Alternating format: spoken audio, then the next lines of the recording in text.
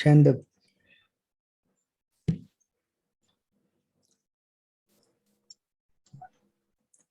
ओम नमो भगवते वासुदेवाय। ओम नमो भगवते वासुदेवाय। ओम नमो भगवते वासुदेवाय। ओम अज्ञानतिमिरान्धस्य ज्ञानाञ्जनशलाकया चक्षुरुन्मीलितं येन तस्मै श्रीगुरुवे नमः। श्रीचैतन्यमनोभीष्टं स्थापितं येन भूतले स्वयं रूपा कदा मह्यं ददाति स्वपदान्तिकं। वन्देऽहं श्रीगुरो श्रीयुतापदकमलं श्रीगुरुं वैष्णवां च श्रीरूपं साग्रजातं सगणरघुनाथान्वितं तं सजीवं साद्वैतं सावधूतं परिजनसहितं कृष्णचैतन्यदेवं श्रीराधा कृष्णपदान् सहगणललिता विशाखान्विषां च। हे कृष्णा करुणा सिंधु दीनबंधु जगत्पते गोपीश गोपिका कांत राधा कांत नमोस्तुते। सप्त कांचन गौरांगे राधे वृंदावनेश्वरी वृषभानुसुते देवी प्रणमामि हरिप्रिये। वाञ्छाकल्पतरुभ्यश्च कृपा सिन्धुभ्य एव च पतितानां पावनेभ्यो वैष्णवेभ्यो नमो नमः। श्री नमो विष्णुपादाय कृष्णप्रेष्ठाय भूतले श्रीमते भक्तिवेदांत स्वामिनिति नामिने। नमस्ते सरस्वती देवे गौरवाणी प्रचारिणे निर्विशेष शून्यवादी पाश्चात्य देशतारिणे। जय श्री कृष्ण चैतन्य प्रभु नित्यानंद श्री अद्वैत गदाधर श्रीवासादि गौर भक्तवृंद। हरे Krishna Krishna Krishna Hare Hare Hare Ram Ram Ram Hare Hare.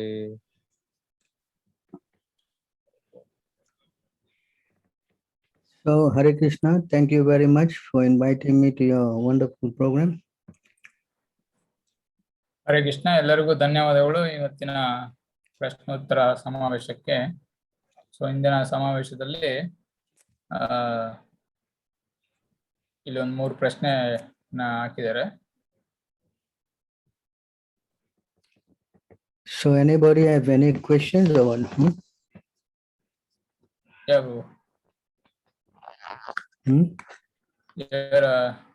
Because we got few questions here.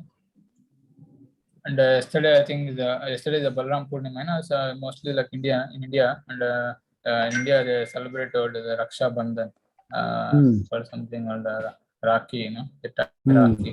Sister tied the Rakhi to the brothers. Yeah. So asking is how genuine, this is there any references or how the Shastras says about the Raksha Bandhan? So you can show that letter, huh? Yeah, bro. Hare Krishna. So ಇಂದಿನ ಸಮಾವೇಶಕ್ಕೆ ಎಲ್ಲರಿಗೂ ಮತ್ತೊಮ್ಮೆ ಸ್ವಾಗತ. So ಇಂದಿನ ಸಮಾವೇಶದಲ್ಲಿ ಮೊದಲನೆಯ ಒಂದು ಪ್ರಶ್ನೆ, ಸೊ ನಮ್ಮ ಭಾರತದಲ್ಲಿ ಆಚರಿಸುವಂತ ಈ ಒಂದು ರಕ್ಷಾ ಬಂಧನ, ಸೊ ನೀವೆಲ್ಲ ನೋಡಿರ್ಬೋದು. ಸೊ ಈ ಒಂದು ವಿಷಯಕ್ಕಾಗಿ ಒಂದು ಪ್ರಶ್ನೆ ಕೇಳಿದ್ದಾರೆ. ಸೊ ಈ ರಕ್ಷಾ ಬಂಧನ ಎಷ್ಟರ ಮಟ್ಟಿಗೆ ಶಾಸ್ತ್ರಗಳಲ್ಲಿ ಉಲ್ಲೇಖಿಸಲಾಗಿದೆ, ಸೊ ನಮ್ಮ ಗುರುಗಳು ಅಂದ್ರೆ ಶ್ರೀಲ ಪ್ರಭುಪಾದ ಅವರು ಏನ್ ಹೇಳ್ತಾರೆ ಅನ್ನೋದು ಸೊ ಇಲ್ಲಿ ನೋಡೋಣ.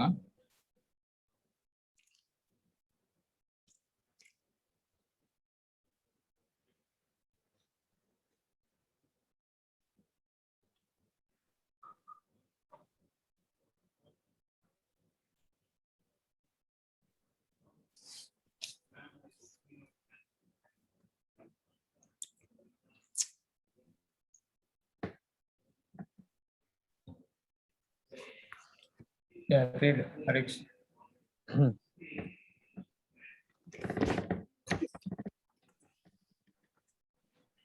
Srila Prabhupada wrote in his letter to Mukunda Das on 26th March 1968 as follows.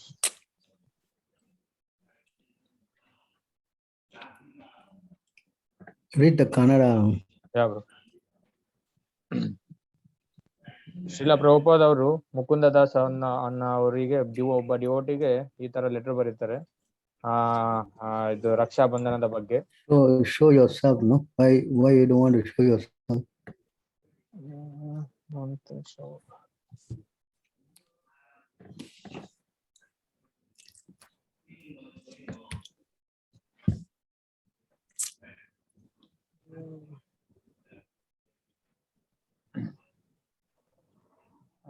Prabhupada ಅವರು ಈ ತರ ಬರೀತಾರೆ ಮುಕುಂದ ದಾಸ್ ಅವರಿಗೆ ಇದು ರಕ್ಷಾಬಂಧನದ ಬಗ್ಗೆ. ಪ್ರಸಾದ್ ಸೂಚನೆಯಡಿಯಲ್ಲಿ ನೀವು ಆಚರಿಸಿದ ರಾಖಿ ಬಂಧನ ಸಮಾರಂಭವನ್ನು ನಮ್ಮ ವೈಷ್ಣವ ಆಚರಣೆಗಳು ಅನುಮೋದಿಸಿಲ್ಲ.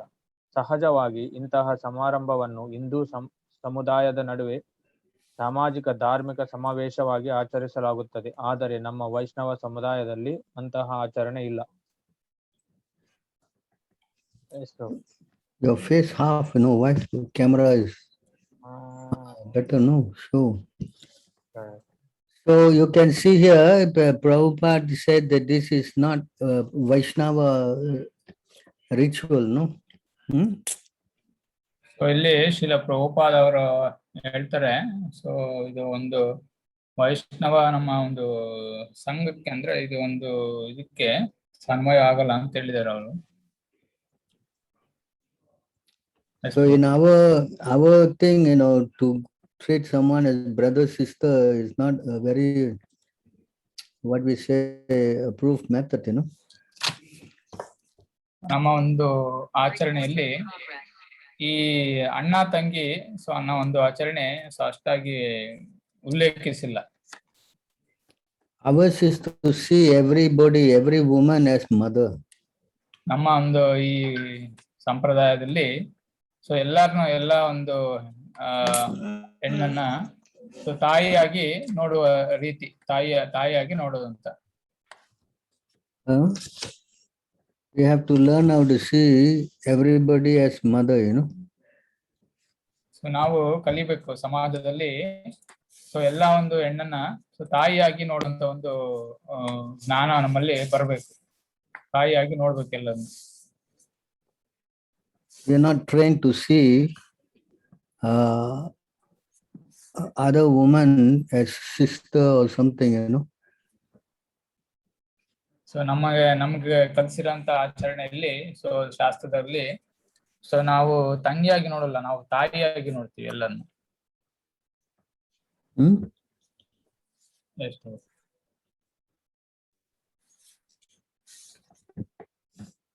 So this is the problem, because they see as brother and sister, and this way you can go to 9, 10, 27.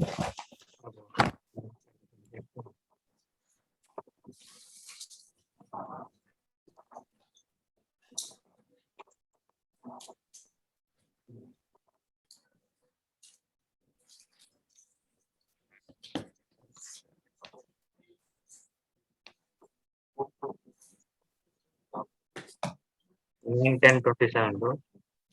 9, 10, 27.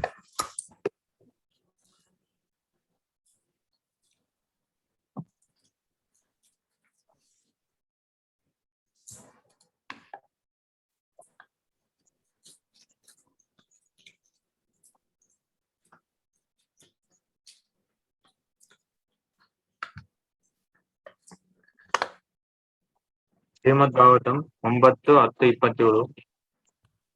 ಹೇ ಮಹಾಭಾಗ್ಯಶಾಲಿಯೇ, ನೀನು ಕಾಮಾಭಿಲಾಷಗಳ ಪ್ರಭಾವಕ್ಕೆ ಅಧೀನನಾದೆ. ಫಲವಾಗಿ ನೀನು ಸೀತಾಮಾತೆಯ ಪ್ರಭಾವವನ್ನು ತಿಳಿಯಲಾರದೆ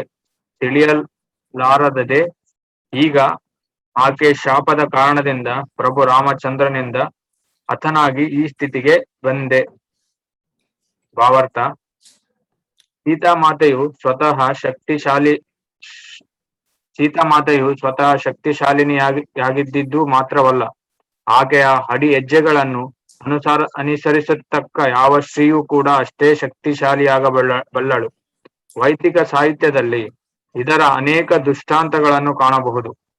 ಆದರ್ಶ ಶೀಲವತಿಯಾದ ಸ್ತ್ರೀಯರ ವರ್ಣನೆಯನ್ನು ನಾವು ಕಂಡಾಗಲೆಲ್ಲ ಸೀತಾ ಮಾತೆಯು ಅವಳಲ್ಲಿರುತ್ತಾಳೆ. ರಾವಣನ ಮಡದಿಯಾದ ಮಂಡೋದರಿ ಕೂಡ ತುಂಬಾ ಶೀಲವಂತಿಯಾದವಳು. ಅದರಂತೆಯೇ ದ್ರೌಪದಿಯು 5 ಮಂದಿ ಶ್ರೇಷ್ಠ ಶೀಲವತಿ ಸ್ತ್ರೀಯರಲ್ಲಿ ಒಬ್ಬಳಾಗಿದ್ದಳು.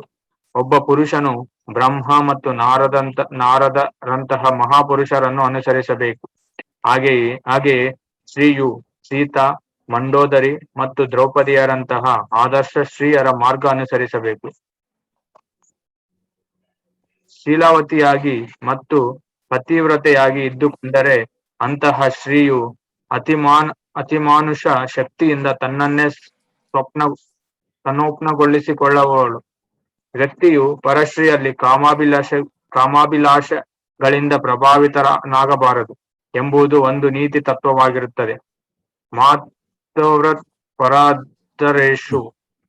ಓರ್ವ ಬುದ್ಧಿಶಾಲಿ ವ್ಯಕ್ತಿಯು ಪರಶ್ರೀಯನ್ನು ತನ್ನ ತಾಯಿಯಂತೆ ನೋಡಬೇಕು. ಇದು ಚಾಣಕ್ಯ ಶ್ಲೋಕದ ಒಂದರಲ್ಲಿರುವ ಒಂದು ನೀತಿಯ ಕಟ್ಟಳೆಯಾಗಿದೆ. ಇನ್ನೊಬ್ಬನ ಹೆಂಡತಿಯನ್ನು ತನ್ನ ತಾಯಿ ಎಂದೇ, ಇನ್ನೊಬ್ಬನ ಒಡವೆಗಳನ್ನು ಮಣ್ಣಿನ ಮುದ್ದೆಯೆಂದು ಭಾವಿಸುವವನು ಮತ್ತು ಇತರ ಸಕಲ ಜೀವಿಗಳನ್ನು ತನ್ನ ಹಾಗೆಯೇ ಎಂದೂ ಕಾಣತಕ್ಕವನು ಪಂಡಿತನೆಂದು ಪರಿಗಣಿತನಾಗುವನು. ಹೀಗೆ ರಾವಣನು ಪ್ರಭು ರಾಮಚಂದ್ರನಿಂದ ಮಾತ್ರವಲ್ಲದೆ ಅವನ ಪತ್ನಿಯೇ ಆದ ಮಂಡೋದರಿಯಿಂದ ಕೂಡ ನಿಂದಿತನಾಗಿದ್ದನು. ಆಕೆ ಶೀಲವತಿಯಾಗಿದ್ದರಿಂದ ಇನ್ನೋರ್ವ ಶೀಲವತಿಯ ಮುಖ್ಯವಾಗಿ ಸೀತಾದೇವಿಯಂತಹ ಪತ್ನಿಯ ಶಕ್ತಿಯನ್ನು ತಿಳಿದಿದ್ದಳು. ಎಷ್ಟು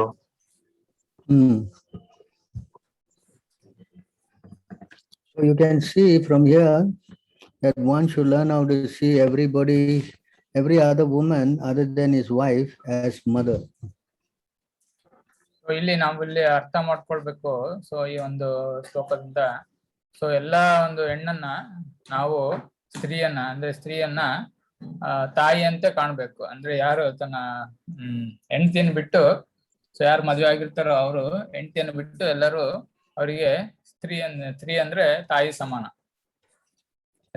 So there's this saying others as sister, that's not recommended, so ಈ ತರ ತಂಗಿ ಅನ್ನೋದು ಅಲ್ಲಿ ಉಲ್ಲೇಖಿಸಿಲ್ಲ. ತಂಗಿ ಅಂತ ಕರಿ ಅಂತ ಇಲ್ಲಿ ಶಾಸ್ತ್ರಗಳಲ್ಲಿ ಇಲ್ಲಿ ಉಲ್ಲೇಖಿಸಿಲ್ಲ.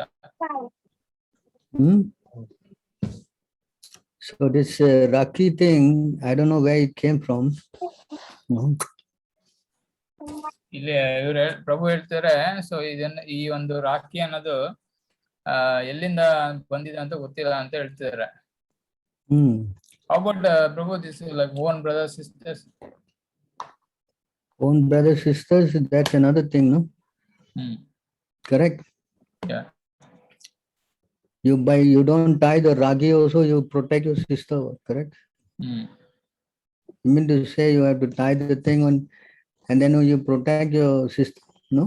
Correct? Yeah. This thing of going to other woman and say you are my this and this, all full of lust, No woman will go to another man and say, look, you are my brother, and this is all very loose behavior. Yeah. So ಇಲ್ಲಿ ಕೇಳ್ದೆ, ತಮ್ಮ ಸ್ವಂತ ಅಣ್ಣ ತಂಗಿಗೆ ಸಂಬಂಧ ಏನಂತ ಹೇಳಿದ್ರೆ, ಅಣ್ಣ ಅಂದ್ರೆ ತಂಗಿಯನ್ನ ಕಾಪಾಡ್ತಾರೆ. ಅದು ರಾಖಿ ಕಟ್ಲೇಬೇಕಂತೇನಿಲ್ಲ. ರಾಖಿ ಕಟ್ಟೆಯನ್ನು ಕಾಪಾಡ್ತಾರೆ, ರಾಖಿ ಕಟ್ಟಿದ್ರು ಕಾಪಾಡ್ತಾರೆ. ಅದೇ ಸೊ ಇದನ್ನ ಎಲ್ಲೂ ಉಲ್ಲೇಖಿಸಿಲ್ಲ ರಾಖಿ ಕಟ್ಟದ್ದು. ಸೊ ಯಾರು ಇಲ್ಲಿ ತಂಗಿ ಅಂತ ಹೇಳಿ, ಇಲ್ಲಾಂದ್ರೆ ಅಣ್ಣ ಅಂತ ಹೇಳಿ ಸುಮ್ಮನೆ ರಾಖಿ ಕಟ್ಟಿಸ್ಕೊಂಡು ಅದೆಲ್ಲ ಅಷ್ಟಾಗಿ ಒಳ್ಳೆಯ ಒಂದು ಸಮಂಜಸವಾದ ಒಂದು ಬಿಹೇವಿಯರ್ ಅಲ್ಲ ಅಂತ ಹೇಳ್ತಿದ್ದಾರೆ ಪ್ರಭು. Correct. Yeah. So we have to understand this woman connection is never encouraged, Yeah. So ಈ ಒಂದು ಸ್ವತಂತ್ರವಾಗಿ ಸ್ತ್ರೀ ಪುರುಷರು ಸುತ್ತಾಡೋದು ಎಲ್ಲೂ ಅಂದ್ರೆ ಅನುಮೋದನೆ ಪಡೆದಿಲ್ಲ ಇಲ್ಲಿ ಶಾಸ್ತ್ರಗಳಲ್ಲಿ ಅಂತ ಹೇಳ್ತಿದ್ದಾರೆ. So this, especially a young girl going out and meeting all this man and saying you're my brother and sister, this is not very, behavior is not very, it should be very restricted, connection. Yeah. So ಯಾರು ಹೆಣ್ಣು ಮನೆಯಿಂದ ಹೊರಗಡೆ ಹೋಗಿ ಇವ್ರು ನಮ್ಮ ಅಣ್ಣ ತಮ್ಮ ಅನ್ನ ಹೇಳುವುದು ಅವರಿಗೆ ಒಂದು ಇದು ಅಷ್ಟಾಗಿ ಎಲ್ಲೂ ಅವ್ರಿಗೆ ಸಮಂಜಸವಾಗಿಲ್ಲ ಅಂತ ಹೇಳ್ತಾರೆ. The brahmachari should have no connection with any woman. ಆದ್ದರಿಂದ ನಮ್ಮ ಶಾಸ್ತ್ರದಲ್ಲಿ ಬ್ರಹ್ಮಚಾರಿ ಅನ್ನೋರು ಸ್ತ್ರೀ ಅಂದ್ರೆ ಸ್ತ್ರೀಗೆ ಅವ್ರ ಕನೆಕ್ಷನ್ ಎಲ್ಲೂ ಇಟ್ಕೋಬಾರದು.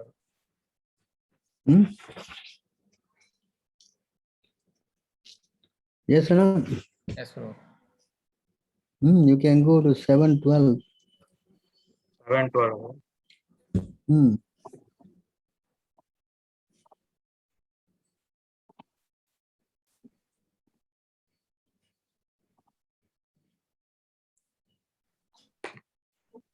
Bhagavad Gita bro.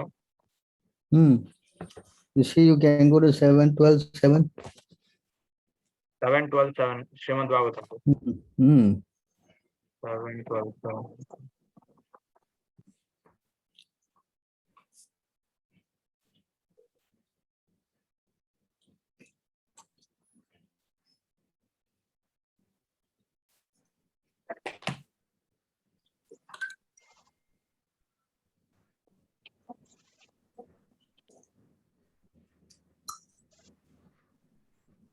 Can you go to 7:12, 6 first? 6. Read 6 first.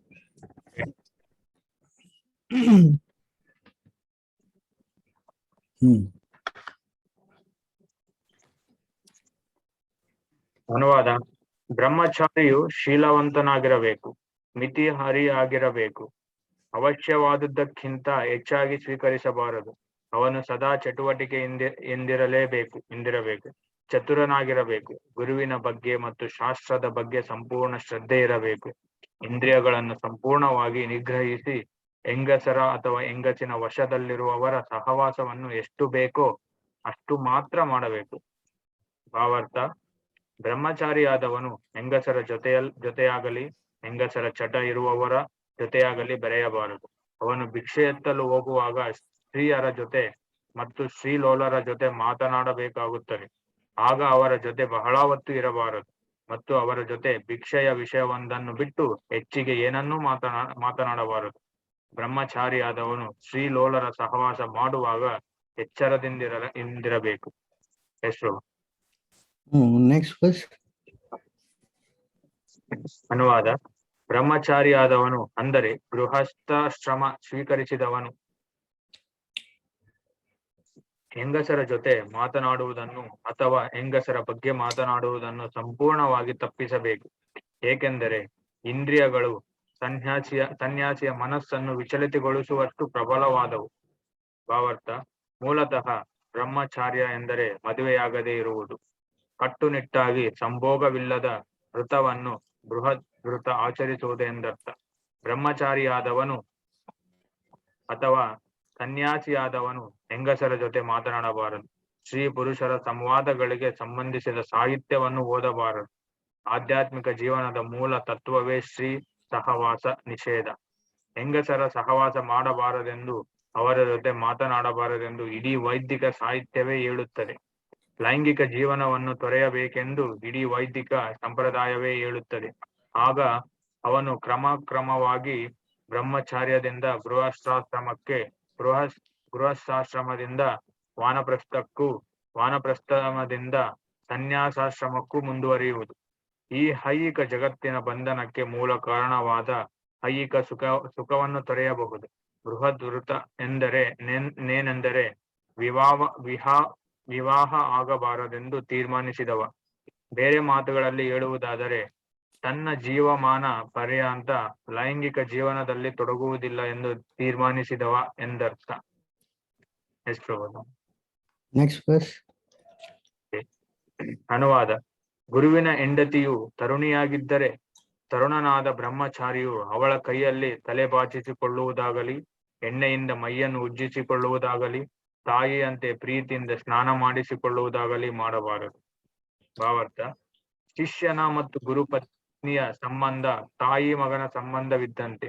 ತಾಯಿಯು ಕೆಲವು ವೇಳೆ ತನ್ನ ಮಗನ ತಲೆ ಬಾಚುತ್ತಾಳೆ, ಎಣ್ಣೆ ಒತ್ತಿ ಅವನ ಮೈಯನ್ನು ಉಜ್ಜುತ್ತಾಳೆ, ಸ್ನಾನ ಮಾಡಿಸುತ್ತಾಳೆ. ಅದೇ ರೀತಿ ಗುರುವಿನ ಹೆಂಡತಿಯು ಗುರುಪತ್ನಿ ತಾಯಿಯೇ. ಆದ್ದರಿಂದ ಆಕೆಯು ಶಿಷ್ಯನ ಮೇಲೆ ಮಾತೃವಾತ್ಸಲ್ಯ ತೋರಬಹುದು. ಆದರೆ ಗುರುಪತ್ನಿಯು ತರುಣಿಯಾಗಿದ್ದರೆ ತರುಣ ಬ್ರಹ್ಮಚಾರಿಯು ಅವಳಿಂದ ಮುಟ್ಟಿಸಿಕೊಳ್ಳಬಾರದು ಎಂದು ನಿಷಿದ್ಧ. 7 ಬಗೆಯ ತಾಯಿಯರಿದ್ದಾರೆ. ಆ 7 ಬಗೆಯ ತಾಯಿಯರೆಂದರೆ ತನ್ನ ತಾಯಿ, ಗುರುವಿನ ಪತ್ನಿ, ಬ್ರಾಹ್ಮಣನ ಪತ್ನಿ, ರಾಜನ ಪತ್ನಿ, ಹಸು, ಸಾಕು ತಾಯಿ ಮತ್ತು ಭೂಮಿ. ಹೆಂಗಸರ ಜೊತೆ ತನ್ನ ಸ್ವತಃ ತಾಯಿ, ಸೋದರಿ ಮತ್ತು ಮಗಳ ಜೊತೆ ಅನಾವಶ್ಯಕವಾಗಿ ಸೇರುವುದು ನಿಷಿದ್ಧ. ಇದು ಮಾನವ ಸಂಸ್ಕೃತಿ. ಹೆಂಗಸರ ಜೊತೆ ಲಗಾಮಿಲ್ಲದೆ ಬೆರೆಯುವುದು ವಾಶವಿ ಸಂಸ್ಕೃತಿ. ಕಲಿಯುಗದಲ್ಲಿ ಜನರಿಗೆ ಎಗ್ಗು ಸಿಗ್ಗಿಲ್ಲ. ಹೆಂಗಸರ ಜೊತೆ ಬೆರೆಯುವುದು ಮತ್ತು ಸಮಾನರೆಂದು ಭಾವಿಸಿ ಅವರ ಜೊತೆ ಮಾತನಾಡುವುದು ಅಸಂಸ್ಕೃತ ಜೀವನದ ಗುರುತು. Continue bro, next word. Yes, yes. ಹೆಂಗಸನ್ನು ಬೆಂಕಿಗೂ ಗಂಡಸನ್ನು ತುಪ್ಪದ ಗಡಿಗೆಗೂ ಹೋಲಿಸಲಾಗಿದೆ. ಆದ್ದರಿಂದ ಗಂಡಸು ತನ್ನ ಸ್ವತಃ ಮಗಳ ಜೊತೆಯೂ ಏಕಾಂತ ಸ್ಥಳದಲ್ಲಿ ಸೇರಬಾರದು. ಅದೇ ರೀತಿ ಅವನು ಇತರ ಹೆಂಗಸರ ಜೊತೆಯೂ ಸೇರಬಾರದು. ಮುಖ್ಯವಾದ ಕೆಲಸ ಇದ್ದರೆ ಮಾತ್ರ ಹೆಂಗಸರ ಜೊತೆ ಸೇರಬೇಕು, ಇಲ್ಲದಿದ್ದರೆ ಇಲ್ಲ. ಭಾವಾರ್ಥ: ಒಂದು ಗಡಿಗೆಗೆ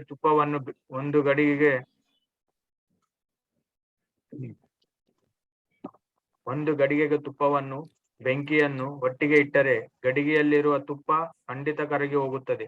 ಇಲ್ಲಿ ಹೆಂಗಸನ್ನು ಬೆಂಕಿಗೂ ಗಂಡಸನ್ನು ತುಪ್ಪದ ಗಡಿಗೆಗೂ ಹೋಲಿಸಲಾಗಿದೆ. ಇಂದ್ರಿಯಗಳನ್ನು ನಿಗ್ರಹಿಸುವುದರಲ್ಲಿ ವ್ಯಕ್ತಿಯು ಪ್ರಗತಿ ಸಾಧಿಸದಿದ್ದರೂ ಹೆಂಗಸಿನ ಎದುರಿಗೆ ಅವಳು ತನ್ನ ಮಗಳಾಗಿರಲಿ, ತಾಯಿಯಾಗಿರಲಿ, ಸೋದರಿಯಾಗಿರಲಿ ಸಂಯಮದಿಂದಿರಲು ಹೆಚ್ಚು ಕಡಿಮೆ ಅಸಾಧ್ಯ. ನಿಜವಾಗಿ ಸನ್ಯಾಸಿಯಾದವನ ಮನಸ್ಸು ಕೂಡ ಚಂಚಲವಾಗಿ ಬಿಡುತ್ತದೆ. ಆದ್ದರಿಂದ ಸ್ತ್ರೀ ಪುರುಷರು ಸ್ವೇಚ್ಛೆಯಿಂದ ಬೆರೆಯುವುದನ್ನು ವೈದಿಕ ಸಂಸ್ಕೃತಿ ಎಚ್ಚರಿಕೆಯಿಂದ ನಿರ್ಬಂಧಿಸುತ್ತದೆ. ಸ್ತ್ರೀ ಪುರುಷರ ಸಹವಾಸದ ಮೂಲತತ್ವವನ್ನು ವ್ಯಕ್ತಿಯು ಅರಿಯಲಾಗದಿದ್ದರೆ ಅವನನ್ನು ಪಶುವೆಂದು ತಿಳಿಯಬೇಕು. ಇದು ಈ ಶ್ಲೋಕದ ಸಾರಾಂಶ. So you see, you see how there's a restriction between the man and the woman. ಇಲ್ಲಿ ನೋಡಿ, ಸೊ ಸ್ತ್ರೀ ಮತ್ತು ಪುರುಷರ ಬೆರಿಕೆ ಅನ್ನೋದು ಎಷ್ಟು ವಿವರ ಆಗಿಲ್ಲಿ ಯಾವ ತರ ಅಂದ್ರೆ ಎಷ್ಟಕ್ಕೆ ಮಾತ್ರ ಸಂಬಂಧ ಇಟ್ಕೋಬೇಕು ಅನ್ನೋದು ಇಲ್ಲಿ ಕ್ಲಿಯರ್ ಆಗಿ ಇಲ್ಲಿ ಎಕ್ಸ್ಪ್ಲೇನ್ ಮಾಡಲಾಗಿದೆ. So you see, it is not that only the brahmacharis have to do this, this thing is for everybody. You can go 7, 12, 11. So ಈ ಒಂದು ತತ್ವ ಎಲ್ಲರಿಗೂ ಅನ್ವಯಿಸುತ್ತೆ. ಇಲ್ಲಿ ಬ್ರಹ್ಮಚಾರಿ ಅಂತ ಒಂದು ಸ್ಪೆಸಿಫಿಕ್ ಆಗಿ ಹೇಳಿದ್ದಾರೆ. ಬಟ್ ಆದ್ರೆ ಇಲ್ಲಿ ಎಲ್ಲರಿಗೂ ಅನ್ವಯಿಸುತ್ತದೆ ಇದೊಂದು ನಿಯಮಗಳು. Read this verse. Shall let someone read? There's so many there. ಬೇರೆ ಯಾವ್ದಾರು ಓದಿ.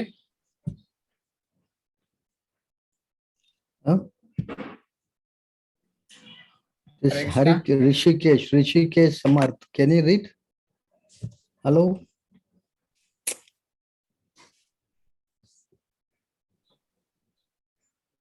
Hello?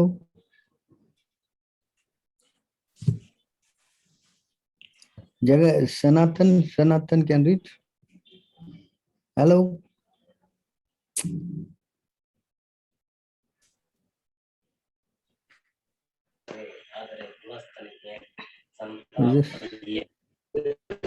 Ask him to read. Please read.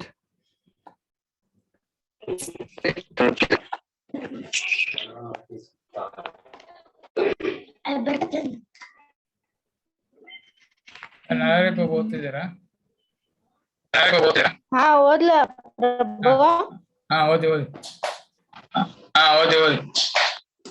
ಬ್ರಹ್ಮಚಾರಿಗೆ ವಿಧಿಸಿರುವ ಎಲ್ಲಾ ನಿಯಮಗಳು ಗೃಹಸ್ಥನಿಗೂ ಸನ್ಯಾಸಿಗೂ ಸಮಾನವಾಗಿ ಅನ್ವಯಿಸುತ್ತವೆ. ಆದರೆ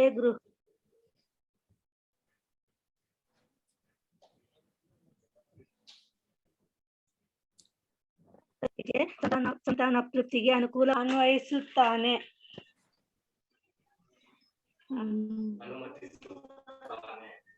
ಅನುಮತಿಸುತ್ತಾನೆ.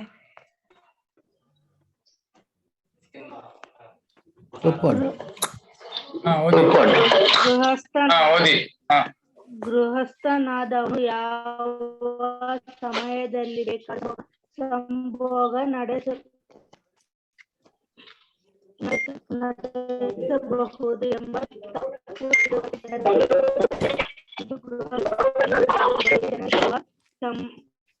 Connection is not good, huh? Hare Krishna. Hare Krishna. Sujata. Sujata, Hare Krishna. Your internet is internet connection style ಇಲ್ಲ. ಓದ್ತಿರೋದೇನು ಕೇಳಿಸ್ತಾ ಇಲ್ಲ. Ask, maybe someone else can read. Connection is not so good, huh? Anyway, you read now. Wait, Prabhu. ಒಂದು ನಿಮಿಷ ರೀ. ಗೃಹಸ್ಥನಾದವನು ಯಾವ ಸಮಯದಲ್ಲಿ ಬೇಕಾದರೂ ಸಂಭೋಗ ನಡೆಸಬಹುದು ಎಂಬ ತಪ್ಪು ತಿಳುವಳಿಕೆ ಜನರಲ್ಲಿದೆ. ಇದು ಗೃಹಸ್ಥ ಜೀವನದ ಬಗ್ಗೆ ಜನರಿಗಿರುವ ತಪ್ಪು ಕಲ್ಪನೆ. ಆಧ್ಯಾತ್ಮಿಕ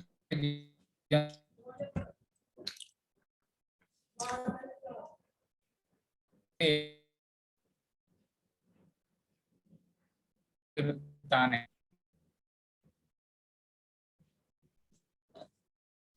ಪಾಠಗಳನ್ನು ವಿಧಿಸಲಾಗಿದೆ. ಅದೇ ರೀತಿ ಗೃಹಸ್ಥರಿಗೂ ಕಠಿಣ ನಿಬಂಧನೆಗಳಿವೆ. ಗೃಹಸ್ಥನು ಗುರುವಿನ ಆಜ್ಞಾನುಸಾರವಾಗಿ ಮಾತ್ರ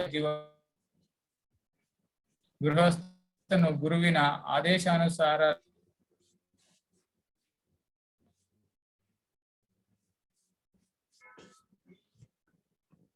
What happened?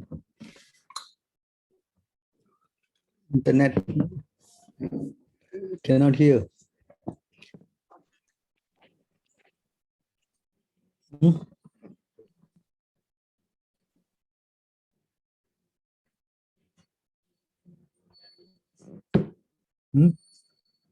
Internet connection. Internet problem. Can't hear you. Can someone else read?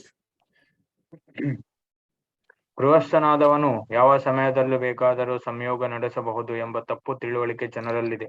ಇದು ಗೃಹಸ್ಥ ಜೀವನದ ಬಗ್ಗೆ ಜನರಿಗಿರುವ ತಪ್ಪು ಕಲ್ಪನೆ.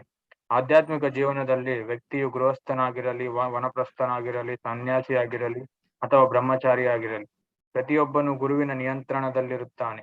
ಬ್ರಹ್ಮಚಾರಿಗಳಿಗೂ ಸನ್ಯಾಸಿಗಳಿಗೂ ಸಂಯೋಗದ ಬಗ್ಗೆ ಕಠಿಣವಾದ ಕಟ್ಟುಪಾಡುಗಳನ್ನು ವಿಧಿಸಲಾಗಿದೆ. ಅದೇ ರೀತಿ ಗೃಹಸ್ಥರಿಗೂ ಕಠಿಣವಾದ ನಿರ್ಬಂಧನೆಗಳಿವೆ. ಗೃಹಸ್ಥರು ಗುರುವಿನ ಆಜ್ಞಾನುಸಾರವಾಗಿ ಮಾತ್ರ ಲೈಂಗಿಕ ಜೀವನವನ್ನು ನಡೆಸಬೇಕು. ಆದ್ದರಿಂದಲೇ ಈ ಶ್ಲೋಕದಲ್ಲಿ ಗೃಹಸ್ಥನು ಗುರುವಿನ ಆದೇಶ ಅನುಸಾರ ನಡೆಯಬೇಕೆಂದು ಹೇಳಲಾಗುತ್ತದೆ. ಗುರುವೃತ್ತಿ ವಿಕಲ್ಪಲೇನ. ಗುರುವು ಆಜ್ಞೆ ಮಾಡಿದರೆ ಗೃಹಸ್ಥನು ಸಂಯೋಗ ಮಾಡಬಹುದು. ಇದನ್ನು ಭಗವದ್ಗೀತೆಯಲ್ಲಿ 7ನೇ ಅಧ್ಯಾಯ 11ನೇ ವರ್ಷ ದೃಢೀಕರಿಸಲಾಗಿದೆ. ಧರ್ಮಾವಿರೋಧ ಭೂತೇಶು ಕಾಮೇಶು. ಧಾರ್ಮಿಕ ವಿಧಿವಿಧಾನಗಳಿಗೆ ಕಟ್ಟುಪಾಡುಗಳಿಗೆ ಅವಿಧೇಯವಾಗಿರದೆ ಲೈಂಗಿಕ ಜೀವನ ನಡೆಸುವುದು ಧರ್ಮ. ಗೃಹಸ್ಥನು ಗುರುವಿನ ಅನುಮತಿ ಪಡೆದು ಸಂತಾನ ಪ್ರಾಪ್ತಿಗೆ ಅನುಕೂಲವಾದ ಕಾಲದಲ್ಲಿ ಮಾತ್ರ ಸಂಯೋಗಿಸಬಹುದು. ಗುರುವು ಒಂದು ನಿರ್ದಿಷ್ಟ ಕಾಲದಲ್ಲಿ ಗೃಹಸ್ಥನಿಗೆ ಸಂಯೋಗಕ್ಕೆ ಅನುಮತಿ ನೀಡಿದರೆ ಆಗ ಮಾತ್ರ ಗೃಹಸ್ಥನು ಹಾಗೆ ಮಾಡಬಹುದು. ಗುರು ಅನುಮತಿ ನೀಡದಿದ್ದರೆ ಗೃಹಸ್ಥನಿಗೆ ಸಂಯೋಗ ನಿಷಿದ್ಧ. ಗೃಹಸ್ಥನು ಗರ್ಭಾಧಾನ ಸಂಸ್ಕಾರವನ್ನು ಮಾಡಲು ಗುರುವಿನ ಅನುಮತಿ ಪಡೆಯಬೇಕು. ಗುರುವಿನ ಅನುಮತಿ ಇದ್ದರೆ ಅವನು ಸಂತಾನ ಪ್ರಾಪ್ತಿಗಾಗಿ ಹೆಂಡತಿಯ ಬಳಿ ಹೋಗಬೇಕು, ಇಲ್ಲದಿದ್ದರೆ ಇಲ್ಲ. ಬ್ರಾಹ್ಮಣನಾದವನು ಸಾಮಾನ್ಯವಾಗಿ ತನ್ನ ಜೀವಮಾನ ಪರ್ಯಂತ ಬ್ರಹ್ಮಚಾರಿಯಾಗಿಯೇ ಉಳಿಯುತ್ತಾನೆ. ಕೆಲವು ಬ್ರಾಹ್ಮಣರು ಗೃಹಸ್ಥರಾಗಿ ಲೈಂಗಿಕ ಜೀವನ ನಡೆಸುತ್ತಾರೆ, ಆದರೆ ಅವರು ಗುರುವಿನ ಪೂರ್ಣ ನಿಯಂತ್ರಣದಲ್ಲಿ ಮಾತ್ರ ಹಾಗೆ ಮಾಡುತ್ತಾರೆ. ಕ್ಷತ್ರಿಯರಿಗೆ ಒಬ್ಬಳಿಗಿಂತ ಹೆಚ್ಚು ಜನ ಹೆಂಡತಿಯರನ್ನು ಮದುವೆ ಮಾಡಿಕೊಳ್ಳಲು ಅವಕಾಶ ಉಂಟು, ಆದರೆ ಇದು ಸಹ ಗುರುವಿನ ನಿರ್ದೇಶನದ ಪ್ರಕಾರ ನಡೆಯಬೇಕು. ಗೃಹಸ್ಥನಾದರಿಂದ ತಾನು ತನಗೆ ಇಷ್ಟ ಬಂದಷ್ಟು ಸಲ ಮದುವೆ ಮಾಡಿಕೊಂಡು ಸ್ವೇಚ್ಛೆಯಿಂದ ಲೈಂಗಿಕ ಜೀವನ ನಡೆಸಬಹುದು ಎಂದು ಭಾವಿಸುವುದು ತಪ್ಪು. ಇದು ಆಧ್ಯಾತ್ಮಿಕ ಜೀವನವಲ್ಲ. ಆಧ್ಯಾತ್ಮಿಕ ಜೀವನದಲ್ಲಿ ಇಡೀ ಜೀವವನ್ನು ಗುರುವಿನ ಮಾರ್ಗದರ್ಶನದಲ್ಲಿ ನಡೆಸಬೇಕು. ಗುರುವಿನ ಮಾರ್ಗದರ್ಶನದಲ್ಲಿ ಧಾರ್ಮಿಕ ಜೀವನ ನಡೆಸುವವನು ಮಾತ್ರ ಕೃಷ್ಣನ ದಯೆಗೆ ಪಾತ್ರನಾಗುತ್ತಾನೆ. ಯಸ್ಯ ಪ್ರಸಾದ ಭಗವತ್ ಪ್ರಸಾದ್.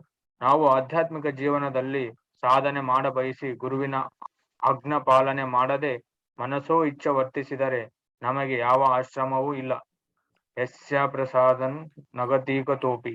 ಗುರುವಿನ ಆಜ್ಞೆ ಇಲ್ಲದೆ ಗೃಹಸ್ಥನು ಸಹ ಲೈಂಗಿಕ ಜೀವನ ನಡೆಸಬಾರದು. ಪ್ರಭುಧನ್.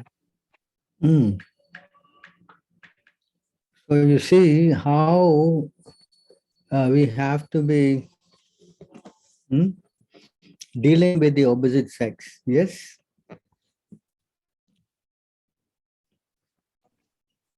That's right.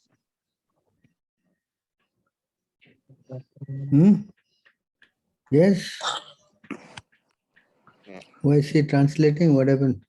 Can you Yes. ask? Yeah, I can hear. This is how we should, be careful about dealing with the opposite sex.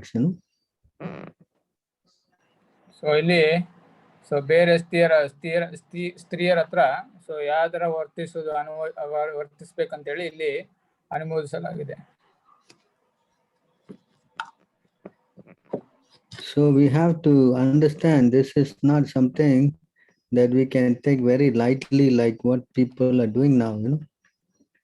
So ಈ ಒಂದು ಧಾರ್ಮಿಕ ಒಂದು ಕಟ್ಟುಪಾಡುಗಳನ್ನ ಸೊ ನಾವು ಬಹಳ ಕುಲಂಕುಷವಾಗಿ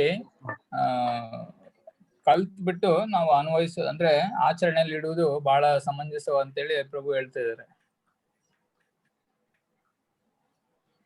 So this is how society was governed, Yes. So society is not, it is free mixing like what's happening now in Kali Yuga. Everybody is mixing freely. And the result is what is that? Brothers, sisters, stuff. All this kind of crazy things have come up, so ಸಮಾಜದಲ್ಲಿ ಸ್ತ್ರೀ ಪುರುಷರ ಒಂದು ಸಮಾಲೋಚನೆ ಇಲ್ಲ ಅಂದ್ರೆ ಸಂಭೋಗ ಅನ್ನೋದು ನಾವು ನಮಗೆ ಇಚ್ಛೆ ಬಂದಂತೆ ನಡೆಸುವುದಲ್ಲ, ಅದು ಧಾರ್ಮಿಕ ಕಟ್ಟುಪಾಡುಗಳನ್ನ ಶಾಸ್ತ್ರಗಳಲ್ಲಿ ಉಲ್ಲೇಖಿಸಿರುವ ಹಾಗೆ ಸೊ ನಾವು ಪಾಲನೆ ಮಾಡಬೇಕು. Of course, it looks nice, brother protecting sister, and someone got no brothers, they go to another man and cast him to become a brother. All this kind of things are maybe, it sounds very nice, but actually it's all tainted with lust. ನಮ್ಗೇನ ಅನಿಸ್ಬೋದು ಇಲ್ಲಿ ಒಂದು ತಂಗಿಗೆ ಯಾರು ಅಣ್ಣ ಇಲ್ಲ ಅಂದ್ರೆ so ಬೇರೆ ಯಾರು ಒಂದು ರಾಖಿ ಕಟ್ಟಿದ್ರ ಮುಖಾಂತರ ಸೊ ಅವ್ರಿಗೆ ಅಣ್ಣ ಆಗಿ ಅವ್ರಿಗೆ ಪ್ರೊಟೆಕ್ಷನ್ ಅನ್ನು ಕೊಡೋದು ಅಂತ ಹೇಳ್ಬೋದು. ಬಟ್ ಆದ್ರೆ ಶಾಸ್ತ್ರಗಳಲ್ಲಿ ಉಲ್ಲೇಖಿಸಿರುವ ಹಾಗೆ ಸೊ ಅದೊಂದು ಭಾವ ಅಂದ್ರೆ ಒಳಗಿನ ಭಾವ ಏನಂದ್ರೆ ಅವ್ರಿಗೊಂದು ಕಾಮ ಅಷ್ಟೇ. Krishna said this is the real enemy for the soul. So ನಮ್ಮ ಆತ್ಮಕ್ಕೆ ಇದು ಒಂದು ವೈರಿ ಅಂದ್ರೆ ಈ ಕಾಮ ಅನ್ನೋದು ಸೊ ಭಗವದ್ಗೀತೆಯಲ್ಲಿ ಹೇಳಿದ್ದಾರೆ ಕೃಷ್ಣ. ಸೊ ಕಾಮ ಅನ್ನೋದು ಸೊ ಈ ಒಂದು ಆತ್ಮಕ್ಕೆ ನಿಜವಾದ ವೈರಿ ಇದೆ. Yes, and woman's body is the embodiment of lust, no? More of passion. ಈ ಒಂದು ಸ್ತ್ರೀಯರ ಒಂದು ದೇಹ ಸೊ ಅವರಿಗೆ ಒಂದು ಗುಣಗಳಲ್ಲಿ ಸೊ ಬಹಳ ಕಷ್ಟ ಅಂದ್ರೆ ಅವರು ಒಂದು ಕಾಮರೂಪ ಅಂತ ಹೇಳ್ತಾರೆ ಅವರು. So it is very we have to be very careful, understanding this thing. It is not something that we just take it very cheaply and lightly. So ಆದ್ದರಿಂದ ನಾವು ಮುಖ್ಯವಾಗಿ ಕಲ್ತ್ಬಿಟ್ಟು ಸೊ ಆಚರಣೆಯಲ್ಲಿ ಇಡುವುದು ಶಾಸ್ತ್ರಗಳಲ್ಲಿ ಇರುವಂತಹ ಒಂದು ಆಚಾರವನ್ನ ನಾವು ಕಲ್ತು ಆಚರಣೆಯಲ್ಲಿ ಇಡುವುದು ಬಹಳ ಸಮಂಜಸ ಅಂತ ಹೇಳ್ತಾರೆ. So when person cannot control his senses, he feels a lot of attraction when he sees the woman's body. So ಯಾರು ತಮ್ಮ ಇಂದ್ರಿಯಗಳನ್ನ ಹತೋಟಿಯಲ್ಲಿ ಇಟ್ಕೊಳ್ಳೋದು ಆಗದೆ ಸೊ ಯಾರಿಗಾಗಲ್ವೋ ಅಂತನ್ನ ಯಾರು ಸ್ತ್ರೀಯರನ್ನು ನೋಡಿದಾಗ ಇಂಥ ಭಾವನೆ ಬರುವುದು ಸಹಜ. You got 11:8:7? No, bro. 11:8:7.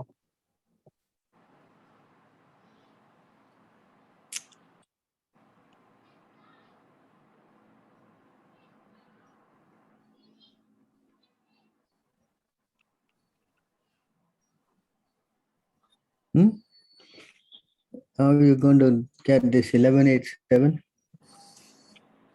I'm checking, bro. Still, I'm checking from Turkish, Bangalore. Someone can read this? Hare Krishna, ಯಾರಾದ್ರೂ ಓದ್ತೀರಾ?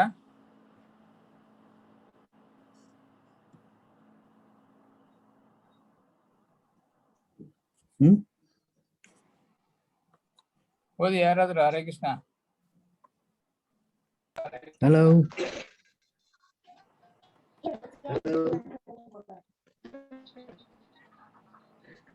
ಹರೇ ಕೃಷ್ಣ ಪವನ್ ಪ್ರಭು. Yes, ಓದಿ. please. ಇನ್ನೊಂದೊಂದು ಅರ್ಧ ತಾಸು ಬಿಟ್ಟು ಓದ್ತೇನೆ, ಅಥವಾ ಒಂದು 15-20 ನಿಮಿಷ.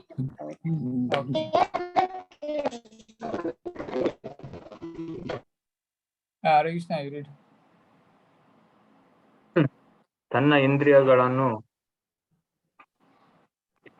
ಇಂದ್ರಿಯಗಳನ್ನು ನಿಯಂತ್ರಿಸುವಲ್ಲಿ ವಿಫಲನಾದವನು ಪರಮಾತ್ಮನ ಭ್ರಮೆಯ ಶಕ್ತಿಯಿಂದ ಸೃಷ್ಟಿಯಾದ ಮಹಿಳೆಯ ರೂಪವನ್ನು ನೋಡಿದ ತಕ್ಷಣ ಆಕರ್ಷಣೆಯನ್ನು ಅನುಭವಿಸುತ್ತಾನೆ. ವಾಸ್ತವವಾಗಿ ಮಹಿಳೆ ಆಕರ್ಷಕ ಪದಗಳಿಂದ ಮಾತನಾಡುವಾಗ ನಗುತ್ತಾ ಮತ್ತು ಆಕೆಯ ದೇಹವನ್ನು ಸಂವೇದನಾಶೀಲವಾಗಿ ಚಲಿಸಿದಾಗ ಅವನ ಮನಸ್ಸು ತಕ್ಷಣವೇ ಸೆರೆ ಹಿಡಿಯುತ್ತದೆ ಮತ್ತು ಆದ್ದರಿಂದ ಅವನು ಬೆಂಕಿಯಿಂದ ಹುಚ್ಚನಾದ ಪತಂಗವು ಕುರುಡನಾಗಿ ತನ್ನ ಜ್ವಾಲೆಗೆ ಧುಮುಕುತ್ತದೆ. Next verse.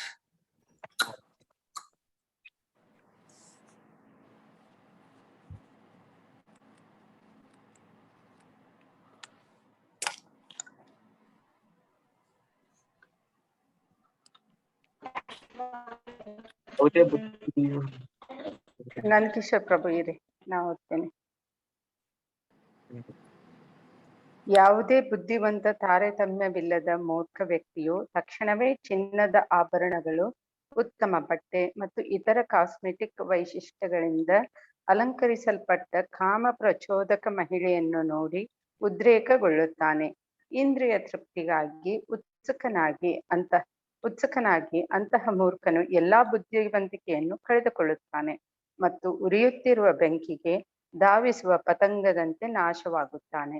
Hare Krishna Prabhu. So that's why there's two paths, one path by associating with the devotees, you go to the spiritual world.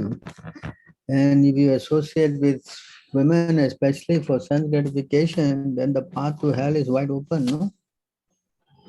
ಆದ್ದರಿಂದ ಹರೇ ಕೃಷ್ಣ, ಇಲ್ಲಿ 2 ಮಾರ್ಗಗಳನ್ನ ಹೇಳಲಾಗಿದೆ ಶಾಸ್ತ್ರಗಳಲ್ಲಿ. ಸೊ ಯಾರು ಕೃಷ್ಣನ ಭಕ್ತರ ಒಂದು ಸಹವಾಸವನ್ನು ಬೆಳೆಸಿ ಅಂತವರ ಮಾರ್ಗದಲ್ಲಿ ನಡೆದರೆ ಅವರ ಒಂದು ಮಾರ್ಗ ಬಹಳ ಸುಲಭವಾಗಿರುತ್ತದೆ. ಮತ್ತೆ ಯಾರು ಸ್ತ್ರೀಯರನ್ನ ಅಂದ್ರೆ ವೈಯಕ್ತಿಕ ಮತ್ತು ಇದು ತನ್ನ ಇಂದ್ರಿಯಗಳನ್ನ ತೃಪ್ತಿಪಡಿಸಿಕೊಳ್ಳುವುದಕ್ಕಾಗಿ ಯಾರ ಒಂದು ಈ ಮಾರ್ಗದಲ್ಲಿ ಸ್ತ್ರೀಯರನ್ನ ಒಂದು ಅನುಭವಿಸುವ ಮಾರ್ಗದಲ್ಲಿ ನಡೆಯುತ್ತಾರೋ ಅವರ ಮಾರ್ಗ ಒಂದು ದುರ್ಗತಿಯ ಮಾರ್ಗ ಅಂತ ಹೇಳಲಾಗುತ್ತೆ. You can go 552.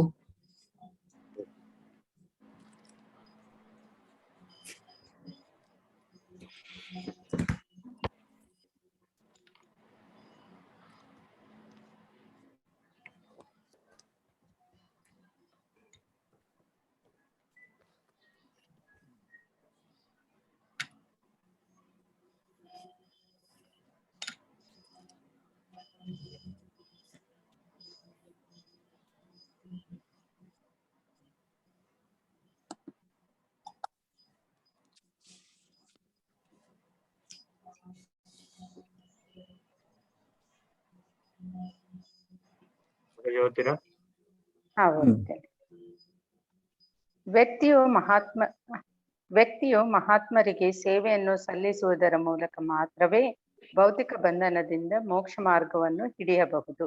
ಈ ಮಹಾತ್ಮರು ನಿರಾಕಾರವಾದಿಗಳು ಮತ್ತು ಭಕ್ತರಾಗಿರುತ್ತಾರೆ. ಒಬ್ಬನು ಭಗವಂತನ ಅಸ್ತಿತ್ವದಲ್ಲಿ ಐಕ್ಯವನ್ನು ಹೊಂದುವ ಅಪೇಕ್ಷೆಯಾಗಿರಲಿ ಅಥವಾ ದೇವೋತ್ತಮ ಪರಮ ಪುರುಷನೊಂದಿಗೆ ಸಾಹಚರ್ಯವನ್ನು ಪಡೆಯುವ ಅಪೇಕ್ಷೆಯಾಗಿರಲಿ ಮಹಾತ್ಮರ ಸೇವೆ ಮಾಡಬೇಕು. ಅಂತಹ ಕ್ರಿಯೆಗಳಲ್ಲಿ ಆಸಕ್ತಿ ಇಲ್ಲದೆ ಸ್ತ್ರೀ ಮತ್ತು ಕಾಮಾಸಕ್ತರೊಡನೆ ಸಹವಾಸ ಮಾಡುವವರಿಗೆ ನರಕದ ಬಾಗಿಲು ಅಗಲವಾಗಿ ತೆರೆದಿರುತ್ತದೆ. ಮಹಾತ್ಮರು ಸಮಚಿತ್ತರು. ಅವರು ಜೀವಿಗಳಲ್ಲಿ ಭೇದವನ್ನು ಕಾಣುವುದಿಲ್ಲ ಮತ್ತು ಪ್ರಶಾಂತರು ಮತ್ತು ಭಕ್ತಿ ಸೇವೆಯಲ್ಲಿ ಪೂರ್ಣ ನಿರತರು. ಅವರು ಕ್ರೋಧರಹಿತರು ಮತ್ತು ಪ್ರತಿಯೊಬ್ಬರ ಕಲ್ಯಾಣಕ್ಕಾಗಿ ಶ್ರಮಿಸುತ್ತಾರೆ. ಅವರು ಯಾವುದೇ ಅಸಹ್ಯ ರೀತಿಯಲ್ಲಿ ವರ್ತಿಸುವುದಿಲ್ಲ, ಅಂತಹವರನ್ನು ಮಹಾತ್ಮರೆನ್ನಲಾಗುತ್ತದೆ. ಹರೇ ಕೃಷ್ಣ ಪ್ರಭು. So you see how two paths are there. When we go into enjoying the senses, then our path to hell is guaranteed. ಯಾರು ಸೊ ಈ ಒಂದು ಮಾರ್ಗದಲ್ಲಿ ನಡೆದರೆ ನರಕದ ಒಂದು ದ್ವಾರ ಸೊ ಅಗಲವಾಗಿ ತೆರೆದಿದೆ ಅಂತ ಹೇಳ್ತಾರೆ. But those who associate with devotees, they get a chance to go back to Godhead, no? So ಯಾರು ಭಕ್ತರ ಒಂದು ಸಹವಾಸವನ್ನ ಪಡೆದ ಅಂತವರ ಮಾರ್ಗದಲ್ಲಿ ನಡೆದರೆ ಸೊ ಅವರ ಒಂದು ಮಾರ್ಗ ಸೊ ವೈಕುಂಠ ದ್ವಾರಕ್ಕೆ ಹೋಗ್ಬೋದು ಅಂತ ಹೇಳಲಾಗುತ್ತೆ.